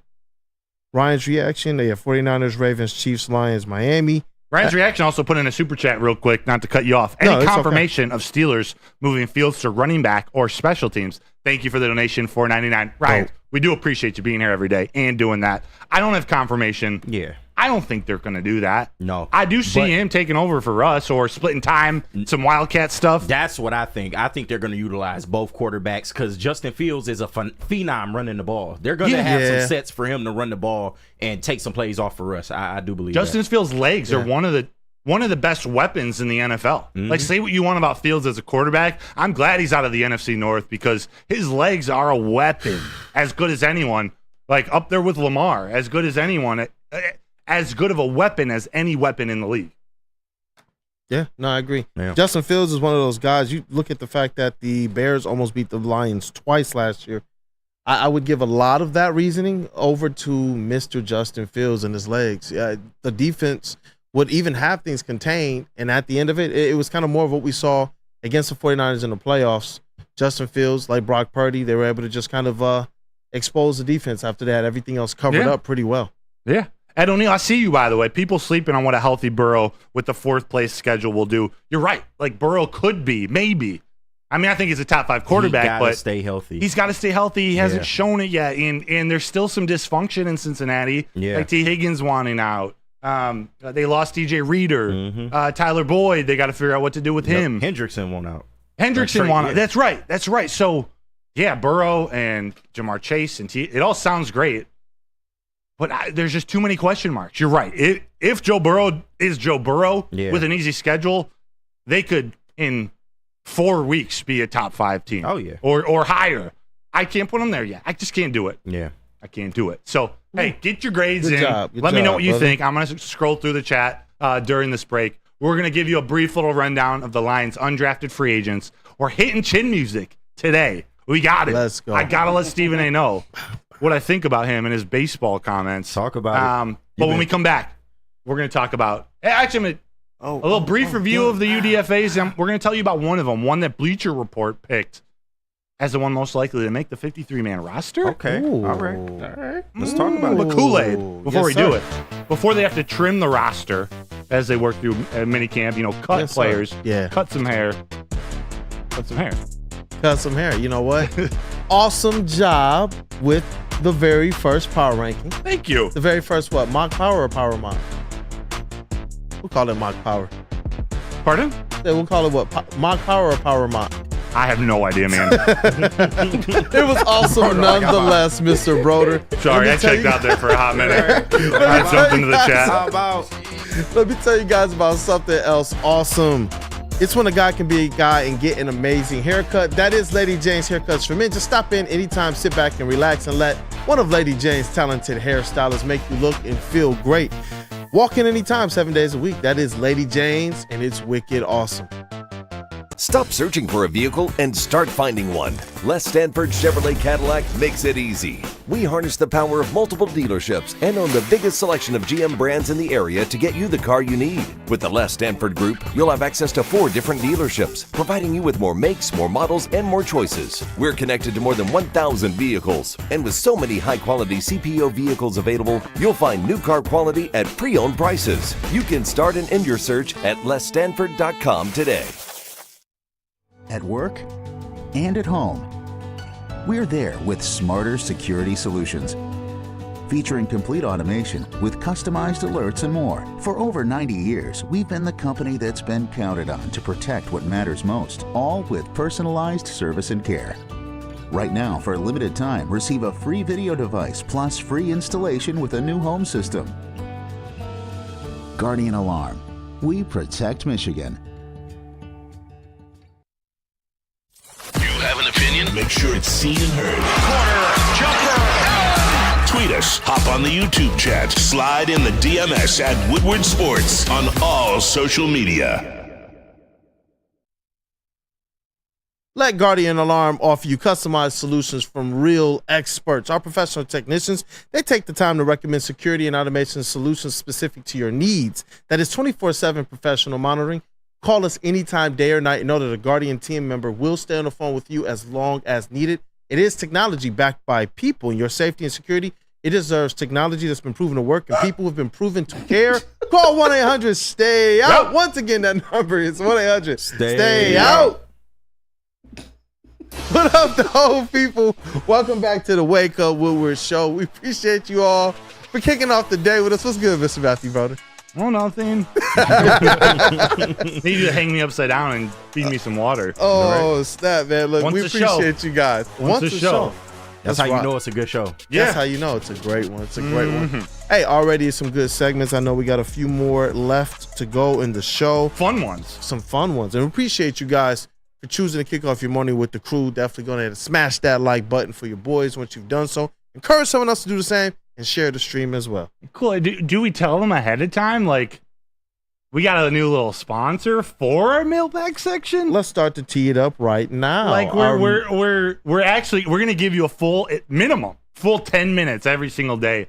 We have a sponsor. Actually, a sponsor who's been with us, been loyal to us for a while. Yeah. They're now sponsoring our mailbag segment, so you can expect that every single day at 9:50, right after What's Trending with JBSMOOOOOV. We're gonna drive our way down there and get to that at 9:50. Do we tell them, or you keep teasing? You know what? We'll tell them right now because I want them to do right by this segment. It is a mailbag segment presented by Feldman Automotive Group. Let's go, baby. Let's rock, man. Let's rock. So I need you guys to get your mailbag questions in the future. We're talking about being able to incentivize these things, have some merch, have some giveaways to probably the most engaging one. And we're also going to we're going to start clipping some of the best mailbag questions. Make sure the chat family gets their credit as well and put it out all over socials, which we get millions upon millions upon millions of engagements a month. So we want to be able to make sure that your ideas, your questions, your comments can be highlighted as much as possible. But shout out to Feldman as well again for sponsoring the mailbag segment. So start to get your mailbag questions in, get them ready. We're going to be on time with it. 9:50 for the mailbag. Let's go. I see one I like already from Mr. Silky Johnson. Go. Silky Johnson. Silky. We're going to get to that. I'm actually going to copy and paste this right now, Mr. Silky. But first, for the next 7-8 minutes, I want to introduce you to, we're going to talk about undrafted free agent strategy and tell you about one who plays on the offensive line. I don't know if you can read all these. These are the updated list of all the undrafted free agent signings or invitees to rookie minicamp. But first, we saw in this draft, we saw the Lions, I'll say only take 6 draft picks compared to some other teams like the Cardinals who had 12. I think the Packers had 11. I want to say 12 is the most, but what that tells me is at this point in the roster creation, and we'll call it the rebuild or the restore, whatever we want to signify this point in Detroit Lions history as, they decided to not lock themselves into too many guaranteed contracts from draft picks. They went 6. They traded some capital from this year and next year to go up and get their guys. But then they went out, and there's got to be 15. There got to be at least 20 undrafted free agent signees or invitees right now. They use that money. They use the guaranteed money that they didn't commit to draft picks to go get some of their favorite players in the draft that they were hoping to slide, like an Isaiah Williams, a wide receiver out of Illinois, who I believe got $240,000 guaranteed, which is a relatively significant contract for an undrafted free agent. Center Duke Clemens out of Clemson, he had $60K guaranteed. Not as big, but a guarantee for an undrafted free agent at least gives you some confidence as a UDFA going into camp that this team believes in you a little bit more than the rest of them. They want you to go fight for, if not a 53-man roster spot, time on the practice squad to then compete. Because we know with Jerry Jacobs, with multiple guys over the last couple of years, they promoted UDFAs to the active roster. It's a thing this Detroit Lions team, staff, scouting department, they prepare for. Yeah. And so they went out and they did these guys, and Bleacher Report highlighted one. And actually, it surprised me to see, but once I started digging, I I get it. But they picked Kingsley Eguakun out of the University of Florida, center/interior offensive lineman out of Florida, Kingsley Eguakun, as a player most likely to make the 53-man roster. Kingsley, he's a stud. He fell in the draft. Actually, he wasn't drafted. He fell likely because of an ankle injury that kept him out of 8 games last year. But he played 5 years at Florida. He was a 3-year starter, over 30, actually exactly 30 starts. He's slightly undersized in terms of weight. He's 6'3.5", 305 pounds, so he's got to get a little bit bigger. But Dane Brugler of The Athletic, he wrote in The Beast, which is his pre-draft insane document highlighting just about every prospect in there. He says he created a reputation for himself as an accountable leader and is described as the hardest worker on the team and the field general of the offensive line. He's got a high football IQ. He's aggressive, relentless, and violent, especially in the run game. He's got an explosive first step, quick feet, shows off his quickness in the short areas. Like he's a good puller from the center, from the guard position. He seems to fit a lot of what this Lions team wants to do, the tenacity that they play with. He could definitely improve in his pass protection, but his initial punch as a center is solid. Sometimes his pad level is too high, so Broderick Martin would love to go against him. Go high pad level per high pad level. And again, he missed 8 games due to injury. So I think overall he brings kind of a brawler's attitude, this brawler's mentality as a possible replacement. Definitely a kneecap biter. That's a great phrase right there, Kool-Aid. Definitely a kneecap biter. I wrote, seems like a fighter at the position, that kind of brawler attitude. And the Lions gave him $245,000 in guaranteed money. That's significant. Yeah. That's significant. Very. So there are 2 other UDFAs in the interior to keep an eye on. That's center Brian Hudson out of Louisville, who I picked as a Lions sleeper back in February. We'll talk about him later in the week. And Duke Clemens, who I mentioned out of Clemson, center out of Clemson, also getting guaranteed money. So there's going to be competition, but Bleacher Report picked him, Kingsley Eguakun, as the most likely to make a team. Yeah. Did you guys learn something today? What do you think of Kingsley? Did you know about him before the Lions signed him? What do you think about them picking a center in IOL as the guy most likely to make a team? I'm loving this offseason because there are players from the Canadian Football League. There are players that we weren't as versed in, but Brad Holmes, Dan Campbell, whatever they're doing to identify certain types of players they think can contribute. It's been one of those kind of types of off seasons with the Lions, and just seeing what he's doing, the method to the madness. A lot of us are saying, hey, we still need edge help, but then people remind us, hey, Matthew Betts is here. There's a lot of people who believe he's the type of guy that's just going to be kind of a practice or a tryout, maybe at best.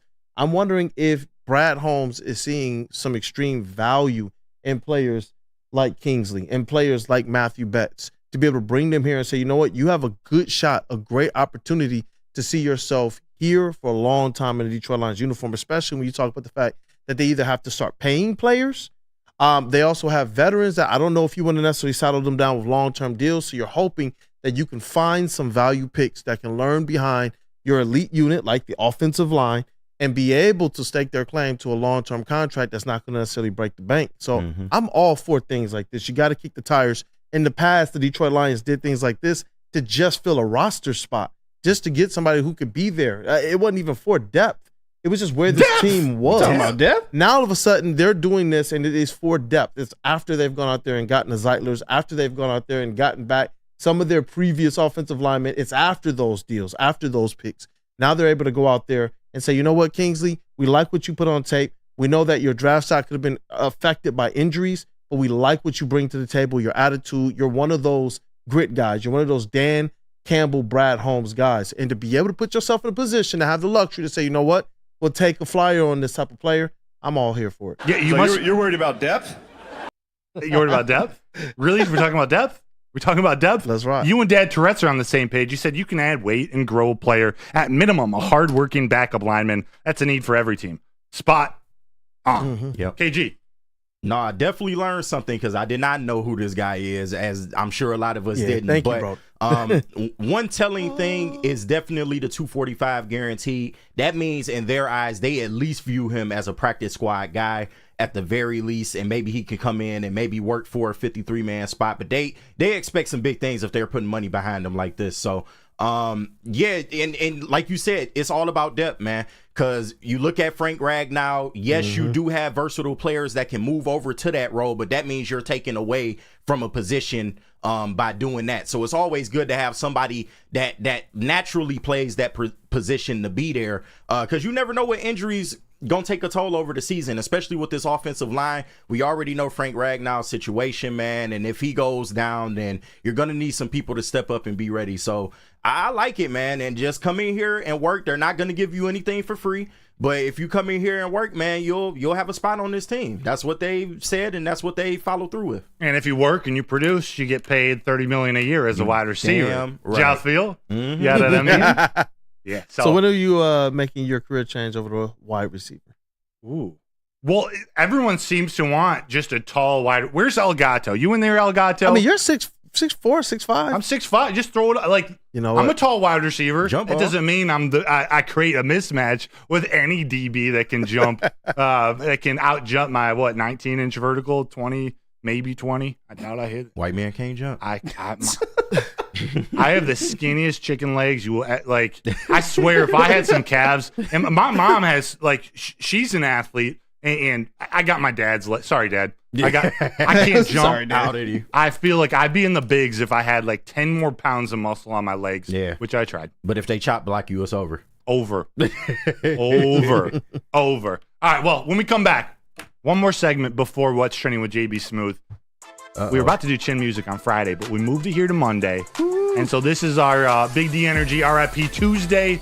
We're doing chin music. Who you want to throw that fastball up and into or get that uppercut? Who's getting that? Yeah. We know who's getting it this week, man. I already told you Stephen A's getting it from me, but I'm excited to hear what you guys pick. So let's get to break so we can get to this, you can get to JB, and then we can get to mailbag with Feldman. Let's go. Now more than ever, it is critical for you to have your insurance reviewed. Swiss Insurance will make sure your carrier is not slipping in any extra fees. Call Mark at Swiss Insurance today, 313-530-1698. Again. And that's word to Mr. Flannel Sam. You can call Mark at Swiss Insurance today at 313-530-1698. Or you can visit them online at swissins.com and tell them that Woodward Sports sent you. Where's the most convenient place to get that big fitness energy? It's Planet Fitness. Join today for just $1 down, $10 a month. With over 2,400 locations and equipment for every workout, you can get in, get energized, and get going. And with free fitness training and most clubs open 24 hours, everyone belongs in the judgment-free zone. So join today for $1 down, $10 a month, no commitment, cancel anytime.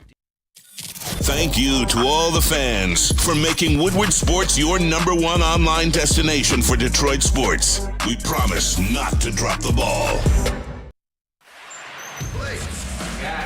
What's good, man? How you doing? What you got for me today? Let's have a look, man. I see the one I want right there. That's the one I'm looking for.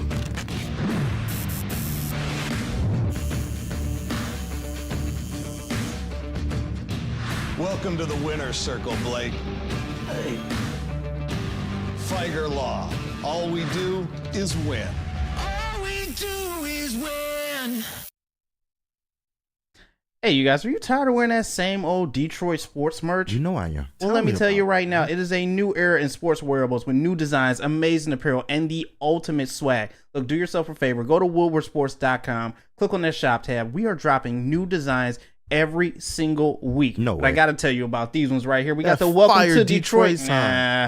If you like it, okay. I don't love it, but hey, if it's for you, you grab it. We also got the Dan Holm and Brad Campbell's election t-shirts, hoodies, hats, and I got to show you this one because over draft weekend, we made history. World record breaking. Get yourself one of these. Get them for a friend.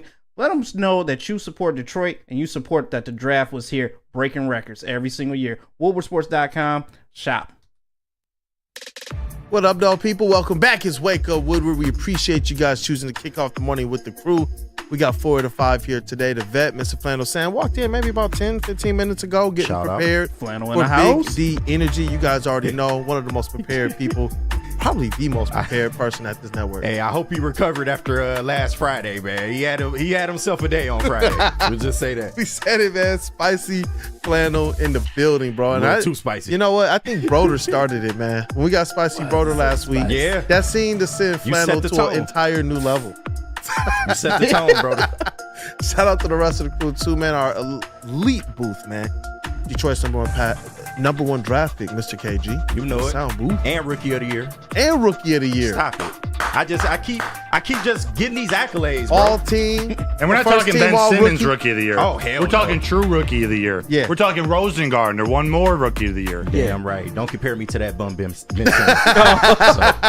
Your back must hurt for carrying us, though. Hey, I do what I can, man. Whatever for the team. Let's go. Let's go. Definitely first team all rookie over there. And we got in the TD booth, because Tuesday is on the way, we got Mr. JB Smooth, Woodward Sports MVP. What's up, fellas? What up, though? You guys already know it's Matthew and Brandon. Yes, and there's one more shout out that we got. Okay. Because he wasn't in the chat Friday, but over the weekend he celebrated a birthday. Ooh. A fine Michigan man, the supporter of all of Michigan, Mr. Mike G. Happy birthday, my friend. Mike G. Happy birthday. Happy birthday. Talk about OG. That's like right there with Tammy. Mike G is supportive of, I think, all of the shows, just of Woodward Sports in general. Shout out to you, Mike G. We appreciate you a ton. You make a difference. You really do. Mike G in the house. Go blue. Let's rock. Go blue. Go blue. Damn Go right. blue. Shout out to JB McCarthy. What? JB McCarthy. But we got 5 minutes. It's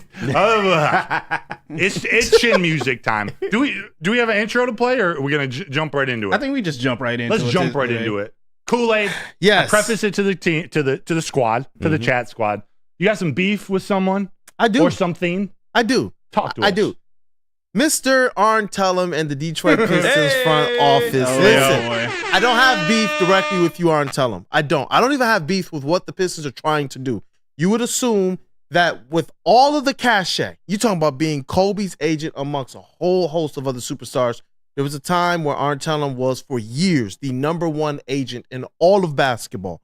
All of basketball. That's something that you want to add to your front office and you believe it's going to work out well. And if it works out great, then great. We don't have to call it out. But when you look at all of the moves that the Pistons have done, even going back to giving Andre Drummond the max, who was here during that time? Mr. Arn Tellum. I wonder where Andre Drummond is an agent of, which agency, and that is Excel Sports. Who works at Excel Sports? Arn Tellum's son as a VP and an agent. When you look at Davidas Servidis, Arvidas Sabonis? The Pistons gave up a second-round pick to draft him, stash him, and then never used him realistically. Who was he? Arn Tellum's son's first player. Jesus. First play. Oh, no. It gets even better. Jesus. Gallinari, why would they trade for him and then just say, hey, you know what? Here's your bread. Go away. Oh, former Arn Tellum client. James Wiseman, Excel Sports representation. Wow, where Arn Tellum's son works. Yuck. You can continue to go down the list. Blake Griffin, Excel Sports. Jesus. They even manage his comedy stuff. Oh, wow. Yeah, I'm telling you, Kelly Olynyk, This is the Excel reverse Sports. bloodline. Kimball Walker, why do we take his bread and pay him to go to Taiwan or wherever he's at right now? Oh, he's an Excel Sports player as well. You're looking at what's going on here, guys. Joe Harris, who is he? Bartlesteins are his agent. But where did the Bartlesteins come up? Wow, underneath Arn Tellum. It never ends. You can go down. Will Bynum. Oh, Jesus Christ. Mark Bartlestein is his agent. What is Will Bynum and Joe Dumars most famously known for now in this era? Getting shot 9 times. They were the ones that set up the whole, we have to continue to scout Killian Hayes. And what's crazy is that Joe Dumars then bolted in that same year for Sacramento. Yeah. So he set the Pistons up on this path with Will Bynum out there underneath Mark Bartlestein out there working with Killian Hayes, bro. Jesus. For all these years. You hired Troy Weaver a month before the draft. Remember, they started working with Killian Hayes a year and a half before the draft. Bynum was out there. This is all documented too. It's wild. Look at the reports. So when you kind of put all this together, and there are more ties, there are so many more players that I can actually talk about that's found themselves through the Pistons organization during this restore and before that all got bread that they probably shouldn't have gotten. And they all have ties back to Arn Tellum. if you're going to do anything in this front office, if you're going to hire a president of basketball operations, let that person do the job better than you've allowed Troy Weaver to do his job as GM. That is my chin music right now. Detroit Pistons front office. I wanted to be able to connect some dots. Guys. Who owns the team? Is it Arn Tellem or Tom Gore? He is a part owner, actually. Oh, Jesus Christ. Okay. I'm done. I'm telling it is chin music, baby. All right. I'm sorry I was long-winded. This one, for anybody that watched Big D last week, I put Devin Haney in the coffin during our RIP segment. This is something I feel like is not getting enough attention. Ryan Garcia, using PEDs, tested positive for a PED test. Yeah. And I thought it was Devin Haney just maybe not showing up, not looking good. I expected better from him. But when you find out Ryan Garcia tested positive for PEDs, man, that's a disgrace, man. Whenever you go between those ropes, it's literally life and death, man. I'm a big boxing fan, and you hate to see something like that. You haven't seen anybody get caught up in drug-related scandal in quite a while. And Ryan Garcia is a type of boxer, he doesn't even need it, man. Like, I thought that was weak. I got to apologize to Devin Haney, man, but Ryan Garcia, man, he's definitely getting the chin music today. He should get knocked on his ass with a PED hand like he did to Devin Haney, man. So Ryan Garcia. Shout out to him. So we got Arn Tellem, we got Ryan Garcia. JB, who's your chin music, or what is your chin music for the week? I was going to say that explains a lot of why he was acting kind of weird up to the pre-fight, all the crazy stuff that he was doing, because I heard something else. But, hey, if it was for the PEDs, I'm glad to know it was because of that instead of what I did here. But my chin music, now look, I know everyone out there, we love fantasy sports, whether that's baseball, basketball, football. I love them. I'm in a couple leagues myself just because I'm a degenerate. It is what it is. I just have a couple teams out there. But what pisses me off the most is that when it's a rookie draft, it should not take a week to finish. I'm sorry. There's only 4 or 5 rounds in a rookie draft. Why are we sitting here taking a week to finish this draft? There does not need to be a 24-hour time window. I'm sorry. Just go out there, make your pick, be done with it. That's facts. That's it. I'm sick of sitting here having to wait my turn for 3 days just to pick one player. It is so fucking irritating. I am sorry. Talk to him. Talk to him. All right, ISO, y'all. Clear out. ISO. No, I think we need to go to break. Oh, I think we need to come back. We might have to do it at 10. We may have to have like a special segment at the end because we're way behind. We'll do that. We'll do that. Not to tease again. Like, not my intention to tease this. We got to get to JB Smooth because we got to get to Feldman. Let's go to break. Let's rock. And we'll figure out how to squeeze this in. Let's go. Premier Pet. Premier Pet. Again, let's rock, man. Let's rock because they are the best. And they're where you go to give your pet the best. You guys already know where we take the lion.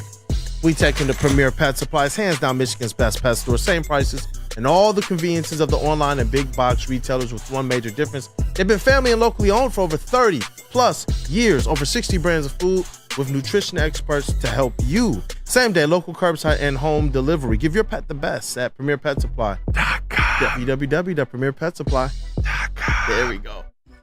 Buying your first Feldman Chevrolet is much more than buying the car that will get you from point A to point B. It's a place for first memories, some big, some small. As she grows, you're not just buying her a Chevy, you're buying into a Feldman family. With more than 700,000 vehicles sold, from generation to generation, Feldman just keeps rolling. We don't like to brag that we are the toughest sports network in Detroit, but we do have a guy named Darren McCarty on our side. Woodward Sports. Where's the most convenient place to get that big fitness energy? It's Planet Fitness. Join today for just $1 down, $10 a month. With over 2,400 locations and equipment for every workout, you can get in, get energized, and get going. And with free fitness training and most clubs open 24 hours, everyone belongs in the judgment-free zone. So join today for $1 down, $10 a month, no commitment, cancel anytime. Soroki's Crispy Chicken and Pizza is taking over Michigan. They got locations popping up all over Metro Detroit. They're doubling the number of restaurants this year. Soroki's is known for their quality, hand-battered and hand-breaded chicken tenders, sandwiches, and New York-style pizza. So be sure to stop in and try at a mega station near you or go to www.sorokis.com. Let's go. What up, though, people? Welcome back to Wake Up Woodward. We appreciate you guys for supporting your crew this morning. It's been an epic show. It's been a good start to the morning. Fantastic. And to the start of this week. And I'm sure the rest of the week is going to be just as epic, but we thrive on the support of you all, chat family. Go on ahead and smash that like button to support your crew, especially for the great segments like this next one on the way up. It's time for the most electrifying segment in sports entertainment. If you smell what JBSMOOOOOV is cooking with what's trending. J Bizzle. Let's rock. What's up, fellas? I had to put the stank on there this morning. Yeah, you really did have to put the stank on there this morning. So let me get to this because there was a lot of things going on this weekend. Even though it didn't seem that busy, there were a lot of sporting events going on. But Broder, I gotta ask you this first. Oh boy. You have to tell me, is this cool or is this dangerous? So the Tri-City Chili Peppers will be playing their first ever Cosmic Baseball game. That is a full game under black lights with glow-in-the-dark uniforms. That's hard. It's hard to hear you, by the way. You're talking. It's a little... Oh, my bad. Here, is that better? Perfect. All right. So let me start again. The Tri-City Chili Peppers will be playing their first ever Cosmic Baseball game. It is a full game under black lights with glow-in-the-dark uniforms. So I got to know, is this dangerous or is this cool? I don't know. I think it's kind of cool. No, that's hard. Like, that's pretty cool. It looks like the ball's pretty lit up. Yeah. It seems dangerous, but it looks pretty sweet. Like I feel like in the outfield it might be where your problems lie, but at the plate, yeah, the ball glows. You can hit it. So I wonder if it's easier. It might be. You know, like I wonder if everything else is dark, you can just see the ball. Yeah. How does that help your brain, your reaction time? Mike G, this is just straight up dangerous. That's what I was thinking. It might be. Right? Like, depends how hard they're throwing. I don't know. That's a good one. I'm going to look into that. I mean, you see, like, especially when you talk about, like, a pop-up, you see outfielders run into each other. Yeah. Now this is the dark, and I get it. There's glowing stuff around, but wouldn't it be easier to see at night and it glows in the dark? Maybe. It'd be easier to see a pop-up, don't you think? I would think. Yeah. But I want to try it nonetheless. Yeah, no, that's sweet. Yeah, hey, glow in the dark. Glow in the dark. I throw in the dark. Throw in the dark. All right. There's some other things that happened this weekend. There was an amazing UFC card that happened. So I'm gonna just play this one for you because this is an amazing finish that I was not expecting. Let's see. Oh. The backflip. Oh my God. What? The backflip. That back knee is wild. Did he win? Oh yeah, he won. So he puts him in a submission right here, and I'm familiar with Pereira, but yeah, that is taps nasty. and then just drops the guy on the mat. A guillotine choke, man. Dog, that What's the first backflip? Like, that knee what? is ridiculous. Knee right on the button, man. Oh my God. The backflip? And then the guillotine. A standing guillotine at that. Jesus. Then got them body shots. Oh my God. Punch him in the face. That was unreal. That was my first time seeing that ever in a Wow. live fight. What do you guys think? That's insane. nasty. That's amazing. That's athleticism, yo. This is why you do not hop in a cage with a trained MMA fighter of any sort. Right? Trying to tell y'all people, man, y'all gonna learn. No, it's true. All the roasters last night were trying to remind Tom Brady not to get into it with Giselle's new jiu-jitsu coach. Yeah. Yeah. Hey. That's facts there as well too. Also WWE Backlash was this past weekend as well too. And I don't know if you guys really seen this, but there was a dark match. KG, I don't know if you've seen this either. No, I didn't. I know there was a lot of disdain between these two, but there has to be a better solution than duking It's not it even out. a match at Sure this if he's point. trying Who's to that? escape or Kendrick Lamar. J. Cole leaving. J. Cole, I'm out. Not wasting any time. Yep, I'm on your This ass. superstar Let's go. I'm on your ass. That barbed wire on his head? KG, is this team light skin versus team dark skin? Yeah, Team Dark Skin won, though. You said who? Yeah, Team Dark Skin won. Let's go. The Dark Skins rise again. Oh, snap. They silly as hell. Through the car. Remember Celebrity Deathmatch back in the day? Oh, yeah. Oh, that was my yeah. This is show, what this man. kind of reminds me of. Ooh. Gosh, what impact. And J. Cole leaving. Right. I ain't got time for He's this. got a horn in his hoodie. Look at the run. Hey, J. Cole looking like a genius at this point. Is he from Charlotte? Oh, Got you. Yeah. Snap. Got you. Mike G said game blouses. No, seriously. Shout out Kendrick Lamar. No, man. Seriously. JB, you got anything else real quick? Otherwise, we gotta hop to break. One last thing. I'll play this for you just to get it out of the way. And KG, I'll probably need your help on this one. But Game 7 of the Cavs, they turned up. To get on your feet all across Rocket Mortgage Fieldhouse. Everybody, get your cell phone. Get your cell phone in your hand. Turn your lights on. Turn your lights on, Cavalier fans. Everybody, put your hands up. Here we go. Come on. Just me. Bounce.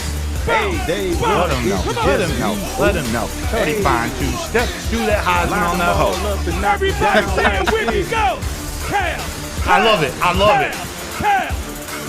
The Cavs is so weak, But though. that's it for what's trending. JB. I thought that was cool. Let's go. Shout out to you. Everyone, go. Hit the emojis. Put some fire things in the chat. We're going to take a quick break right here, and we're going to come back. Feldman mailbag at 9:50. Get those mailbag questions in the chat. Yes, family. shout out Let's to go. you guys. Let's go. We'll see you when we get back. Stop searching for a vehicle and start finding one. Les Stanford Chevrolet Cadillac makes it easy. We harness the power of multiple dealerships and own the biggest selection of GM brands in the area to get you the car you need. With the Les Stanford Group, you'll have access to 4 different dealerships, providing you with more makes, more models, and more choices. We're connected to more than 1,000 vehicles. And with so many high-quality CPO vehicles available, you'll find new car quality at pre-owned prices. You can start and end your search at lesstanford.com today.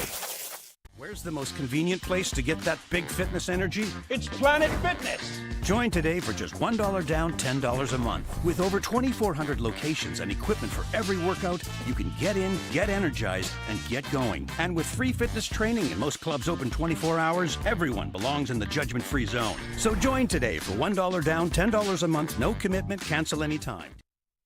Since 1996, Feldman Automotive has been driven to provide a fast, convenient, and first-class car buying experience called the Feldman Advantage. They got 18 locations, so there's got to be a Feldman dealership in your backyard. Just visit FeldmanAuto.com to find the location nearest you and catch us and Big D Energy there at least once a month at Feldman Chevrolet of Novi.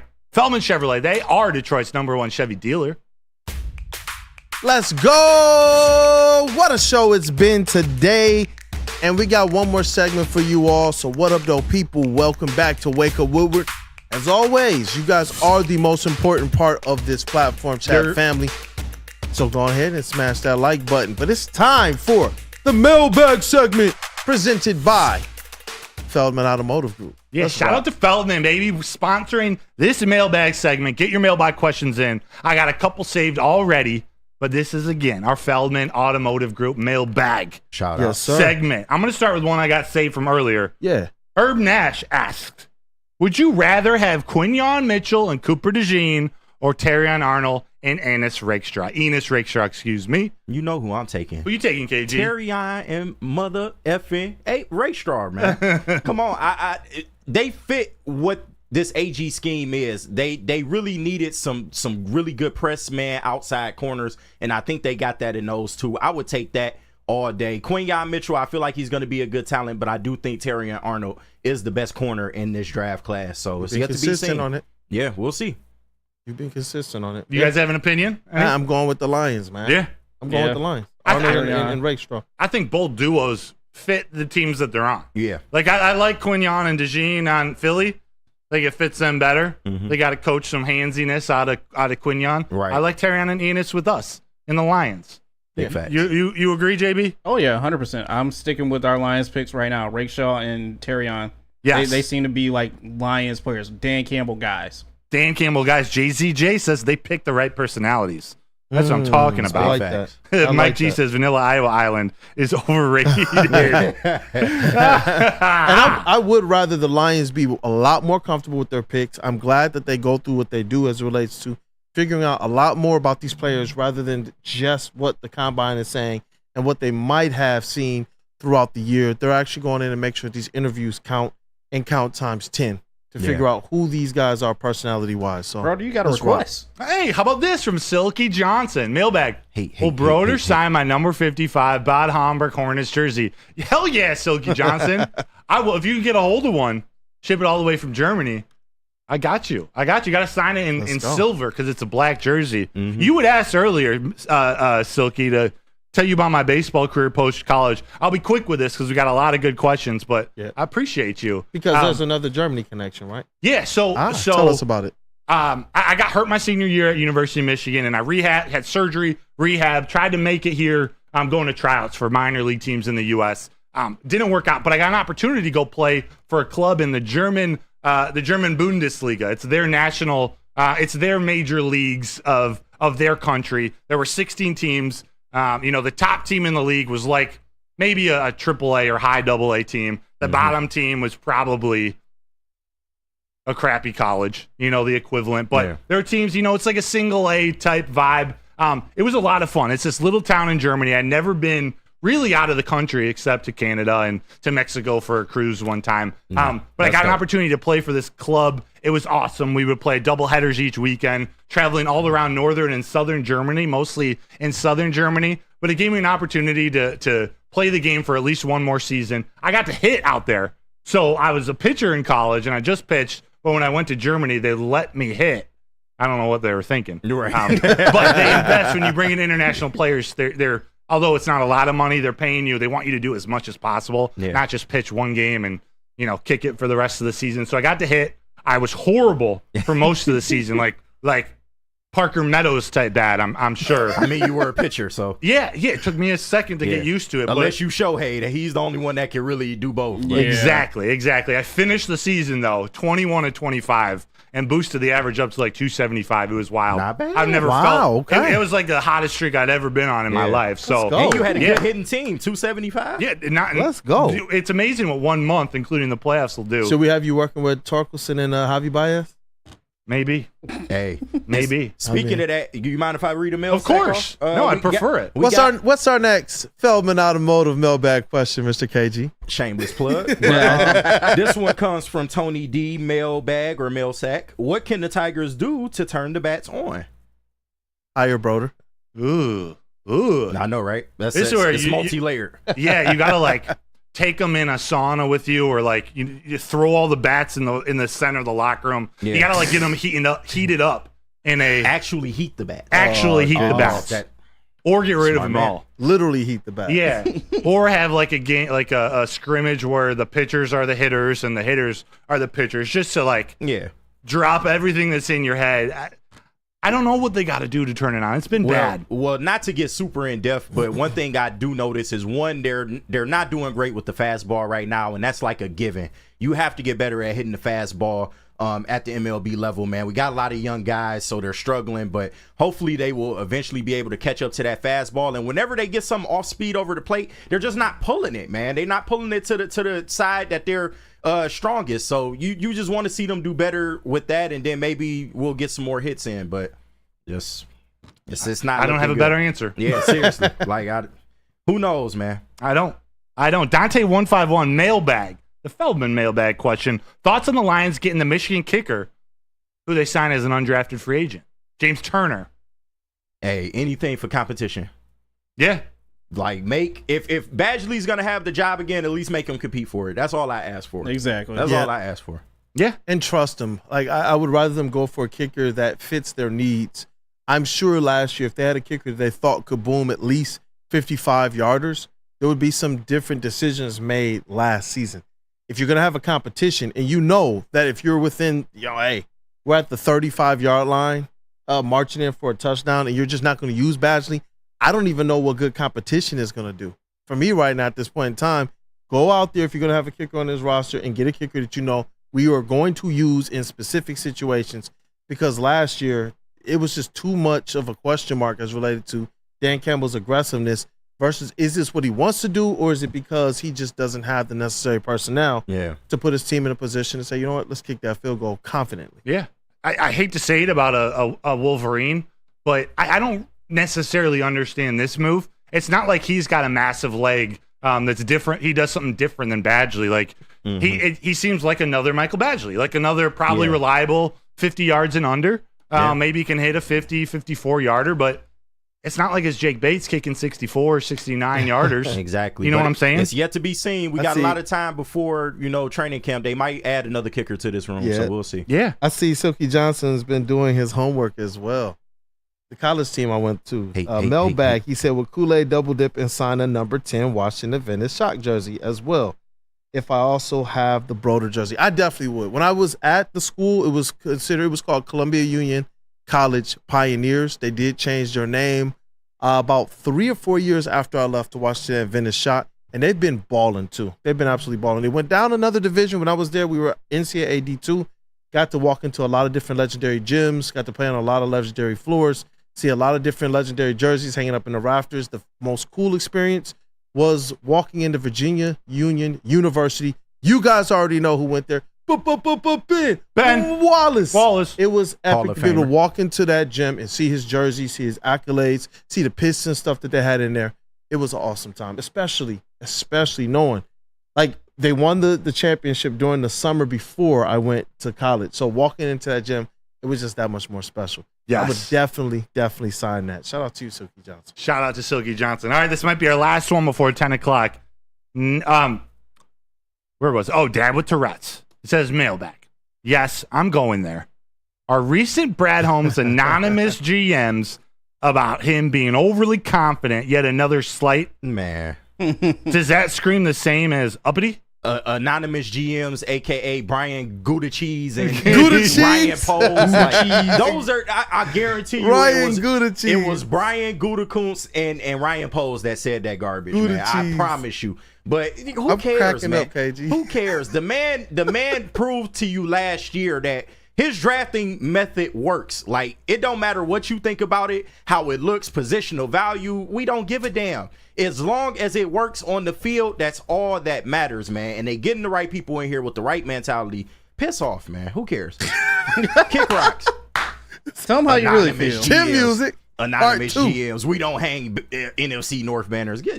Man. You know what? Shout out to the chat family as well. I think for our first mailbag presented by Feldman Automotive, give yourselves a round of applause. Shout out. Definitely, man. Yo, that was good. Some good questions. Some good conversation as well. That's what we want to see, man. Yes, sir. But I need to hear your chin music. Shout out to Stick as well in the building. Yep. Are we able to get into this? Do we have a couple more? You got to. Yeah, go ahead. Have I mean, to. you're out. ISO. Yeah. ISO. Could you play that, JB, the Stephen A. Smith? He goes on a rant about Mike Trout's injury. And this is going to set the stage. I'm a huge fan. But I've grown disgusted with his lack of availability. It makes me question. I know he looks the part. What the hell are you doing to take care of yourself? Always injured. I mean, damn, it's baseball. I mean, what are you talking about here? It's not football. Not bad, it's dog. not boxing. It's not the UFC. You're not running up and down the court 94 feet basketball for 82 nights a year. It's baseball. Half the time y'all out standing out in the outfield, chewing on pumpkin seeds or something. Waiting for a fly ball Broder to come is your fuming way. right How here. the hell is he always hurt? I don't understand this. He is always hurt. It drives me nuts when I see baseball Look at players Mad Dog, getting too. hurt. What is it We that are Mad you're Dog, don't doing you with also be yourself physically that you can't problems with him, stay too. healthy? Yeah. You get hit by a pitcher, so that's different. Spicy Broder on the way. Broder But versus these first take. injuries, you're running Broder around v the first base, take. catch a hamstring injury, you're running out for a fly ball, and all of a sudden something gets tweaked. What the hell is going on? He is always I think injured, though. You but talked about karma with the New York I will Knicks. give How him about that. this? How about this, doggy? Maybe it's karma for him that he stayed with the Angels. Maybe it's karma with him that he signed with that damn moribund franchise. Ooh. Maybe he should have went someplace else where you're going to be relevant. And that way, you be incentivized to stay healthy. Well, he's So you relevant. can play some I wouldn't say that. compelling and interesting Broder is so baseball hot. that Hold actually on. matters in September. How about In this corner, we have Stephen A. Smith. In this corner, we got the man, the legend, Mr. Matthew Broder. Ding, ding, ding, ding. He's an idiot. Round one. Talk to him. Round one. He's clearly Fight. never played baseball before. And I'm just pissed that this is a shot at all baseball players, a shot at their toughness, shot at Mike Trout claiming he should go to another team to incentivize himself to stay healthy. Yeah, that's as if crazy. Mike Trout isn't trying to stay healthy, trying to play baseball. Yeah. It's idiotic. 162 games. That's how many games that they play in the major leagues. That's 162 games that a position player has to prepare and get ready for a game. 162, I don't know, Stephen A., do the math. How many more is that from the 71 that LeBron James played this year? We're talking load management again, your sport, the NBA. Joel Embiid, he won MVP in 22-23, playing 66 games. That's missing 20% of the season, and he can't even stay healthy. Yep. What the F is this? Mike Trout as a hitter, there are so many things you have to do to get your body, to get your arm, to get everything healthy enough, strong enough to not only play the game at a high level, but to be healthy every single day. And yes, Mike Trout has struggled staying healthy. But to say it's because he's a baseball player and he's just eating sunflower seeds out in center field is an absolute joke. I'm pissed at Mad Dog, too, who's employed by the MLB. You got to step up and stand up for your sport. Yeah. The way he was looking, he knew Stephen A. was messing up on that. He was up. You do things in baseball that defy how the human body works. Like there's lots of throwing, lots of hitting, that overuse injuries. Especially for a hitter, especially in your arms and legs. Hitting requires the use of the legs, the foundation of your power. It requires you to use your glutes, your hamstrings, your quads. All of those things have to be firing from a standstill to an explosive movement at the stop of a dime, at the drop of a dime. Like, this stuff happens. You have to sprint on a dime. You have to run. You have to stop. You have to cut. Hamstring injuries happen when you're running into first base. Like, if you're playing the game hard, like baseball players do, not like your clown NBA players play during the playoffs only, like, injuries happen. And I know a little bit more about pitching, so I have a short video that hopefully will be on the side. But this is just a slow-motion video of Tim Lincecum throwing a pitch. And I want Stephen A. to look at this and try to do this 140 to 150 times per game. You see the stress that it puts on a pitcher's elbow, on a pitcher's shoulder. It's the most absurd thing, one of the most absurds you might ever see. Look at this slow motion, and you see Tim Lincecum, who's 5'10", 180 pounds, throwing 100 miles per hour. Look at his elbow right now. Look what happens when he supinates. This is single throw. You're putting your arm through that. You got to get your entire body healthy enough to be able to do that at 100 miles per hour, and then throw an 88-mile slider, and then throw an 84-mile-an-hour changeup, and then dial it up again. Like, for you to say that baseball players aren't tough, you're comparing it to the NBA or to UFC or to boxing, like, get out of here, Stephen A. Smith. You know the last thing, why I know Stephen A. Smith has never played baseball? You guys got to see this clip of Stephen A. throwing a first pitch at the Yankees game. Like, you can't do this and then talk shit about baseball. Watch this. Watch this, Stephen A. You ready? Throwing a first pitch? Classic. Oh! Didn't even hit. Didn't make it to the dirt. Didn't even make it to the dirt. It's an absolute joke show. Stephen A., don't ever talk about baseball again. Yeah. I know it's just for clicks, but keep this great game of ours out of your freaking mouth. And to kind of insinuate that he needs to stay healthy to be relevant. Mike Trout has been the Angels franchise for a better part of a decade. Right. Long Seriously. time. Like, he has been that guy over there. He is one of the MLB's best when he is healthy. And yeah, it's just to imply that they're not tough. That's crazy. Shout out Silky Johnson. Fatality. It is crazy. To give Stephen A. little bit of a credit, if you guys got two and a half more minutes keep going. to bear with me, Bro. give him some credit. It's not the worst first pitch. It's okay with some overtime. Yeah, just a little bit. Just a little bit. It's not the worst first pitch in MLB history. Here's 4 of the worst. I got one more coming up after. 50 cents Before was the pretty first bad. worst pitches of all time, starting with John Wall, NBA player. He's coming out to throw the first I don't pitch think I saw this one. at a Nationals game. You probably seen, John. he can't even make it there. Oh. But it's not just John Wall. It's not just basketball players. Here's Carly Rae Jepsen. Oh, well, she shouldn't be throwing it anyway. No. Call her never. Call her never. That's right. Here's some random kid. Was this the worst first pitch of all time, JB? Jesus. Oh, yeah, this is where. Oh, wait, my bad. Yeah, there were 2 more in the last clip, but this is what I have is probably the worst of all time. Someone Right got the leg. smacked. Right in the gonads. So after Carly Rae, there's just 2 more. These are just so funny. This is gonna, lead into what's trending with JB on Friday. But we're just taking a little bit of overtime. 50 Show these Cent. 50 Yeah, I was about to Cent. say 50 Cent had a bad one. Southpaw. This is one of the worst. And I don't know if you're able to go 3-shot just in case so we don't get flagged. Hey, Hoppy would have swung at that. And then this. I don't even know who this blonde girl is. I did some research, couldn't find it out, but Did some research. not the Couldn't find it out. Oh, camera. smacked the camera. Man, this is a mess. This is a mess. Fortunately, not all. We're good on this video, JB. If you could keep it on the 3 shot for these last 2. Those are the bad ones. I just got 2 more of the best ones. Stephen A., this is all you have to do. Not just to stay healthy, because you have this problem with baseball players getting injured, but check out this strike throw from Gronk. This is a football player who we just saw getting ripped on the roast of Tom Brady. Yeah. But Gronk, he's able to throw a strike with some swag. Okay. He got called to do a first pitch at the Boston Red Sox game. Okay. Check this out. 1 sec. Stephen A. The wind up and the Is pitch. there a way you can put us a 3-shot, JB, so we don't get flagged? Right down the pipe. Right down with swag. That's Gronk. That's Gronk. But there's the last one I got to show you. Very last one. Arguably the best first pitch of all time after Gronk. There's someone very holy who's going to be out there on the mound. Not TD Jakes. There we go. There we go. Here's a none. Bottom left corner. Check out this. Right down the middle. Stephen A., you can't do that. Swallowed up the whole plate. Look at that. Bouncing it off the elbow. Off the elbow. Hey, you can't be doing that with the none. Come on. The bounce off the arm, though. One right there. Let's go. That's Sister Mary Clarence. Man, she was a ringer. She was a pro out She there. be hustling people. I know. She be Let's hustling rock. people. Whoopi who? Look at that. No. Sister You a Act, pro baby. out there. She knew what she was doing. Steve Reich. So there's it. Chin music. We revisited it. Stephen A. Smith. F off, dude. Yeah, you too, mad dog. Stand for up. that arm trick. She wild. We are way over. That's a ringer. But thank you for bearing with me. Hey, no, we had to, man. That was chin music that's been stewing for, a whole weekend now. Yeah. It has. Shout out to Broder, man. I had missed half my points, but I think you guys got the point. Get it off your Guys, chest. I'm freaking man. 6'2", and this guy makes me feel short, yo.